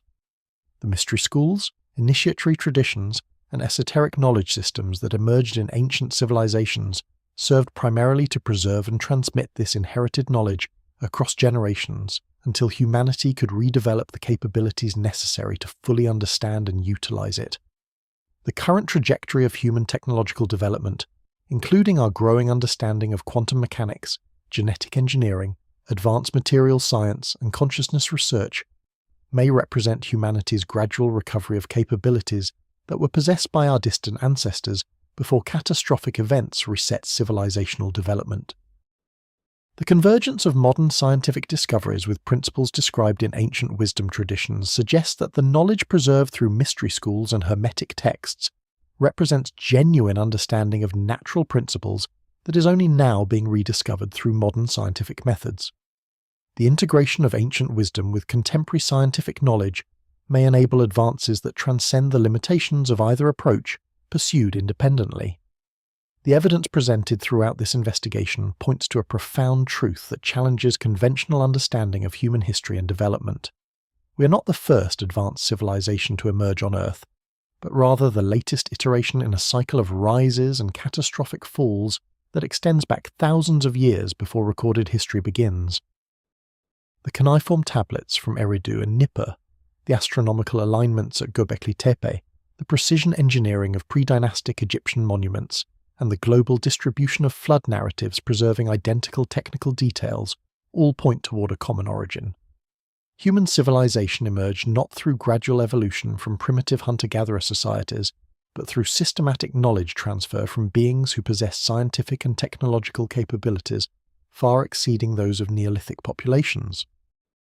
The Sumerian King List's antediluvian rulers reigning for tens of thousands of years, the Egyptian Zep Tepi divine kings establishing the foundations of pharaonic civilization, and the Enochic watchers descending to Mount Hermon to teach forbidden knowledge all describe the same historical reality from different cultural perspectives. These were not mythological inventions but careful preservation of historical memories regarding a period when non-human intelligences directly governed early human societies and transmitted the astronomical, mathematical, metallurgical, and architectural knowledge that enabled the rapid emergence of urban civilization around 3000 BC. The absence of developmental stages in the archaeological record for these capabilities, the sudden appearance of sophisticated technologies without precedent, and the mathematical precision of early astronomical observations all support this interpretation. The catastrophic events documented in geological records, including the Younger Dryas impact 12,900 years ago, and the massive flooding that accompanied post-glacial sea level rise, eliminated previous civilizations and submerged vast coastal regions where advanced cultures had developed. The survivors of these catastrophes established mystery schools, initiatory traditions, and hereditary priesthoods specifically designed to preserve essential knowledge across periods of cultural collapse and rebuild civilization when conditions permitted. The Egyptian temples, the Eleusinian mysteries, and the Hermetic traditions served primarily as knowledge preservation systems, encoding astronomical constants in architectural proportions, preserving calculation methods through ritual procedures, and transmitting technical specifications through symbolic languages that protected information from unauthorized access while ensuring its availability to qualified initiates. The cyclical pattern of civilizational development, and our growing understanding of consciousness and reality's fundamental nature parallel the capabilities attributed to Atlantean and other antediluvian civilizations. The question we face is whether we can break the cycle of catastrophic collapse that destroyed our predecessors, or whether we too will succumb to the pattern of technological hubris followed by civilizational reset. The knowledge preserved through ancient wisdom traditions offers both warning and guidance. The warnings describe how previous civilizations fell through disconnection from natural principles, pursuit of power without wisdom, and manipulation of forces beyond their ability to control safely. The guidance provides principles for integrating technological capability with spiritual development, ensuring that advancing knowledge serves collective benefit rather than concentrated power. As we stand at the threshold of capabilities that could either elevate humanity to unprecedented heights or precipitate another civilizational collapse, the lessons of those who ruled before the first Sumerian kings become crucial for our survival and evolution. Understanding that we inherit both the potential and the pitfalls of previous advanced civilizations provides context for navigating the challenges that define our current historical moment. The choice between repeating the mistakes of our predecessors or consciously evolving beyond the destructive patterns that have characterized previous cycles, represents the fundamental challenge facing contemporary humanity as we rediscover the knowledge and capabilities that were once possessed by those who watched over the world in ages, now remembered only in fragments of ancient texts and the weathered stones of monuments that have outlasted the civilizations that built them.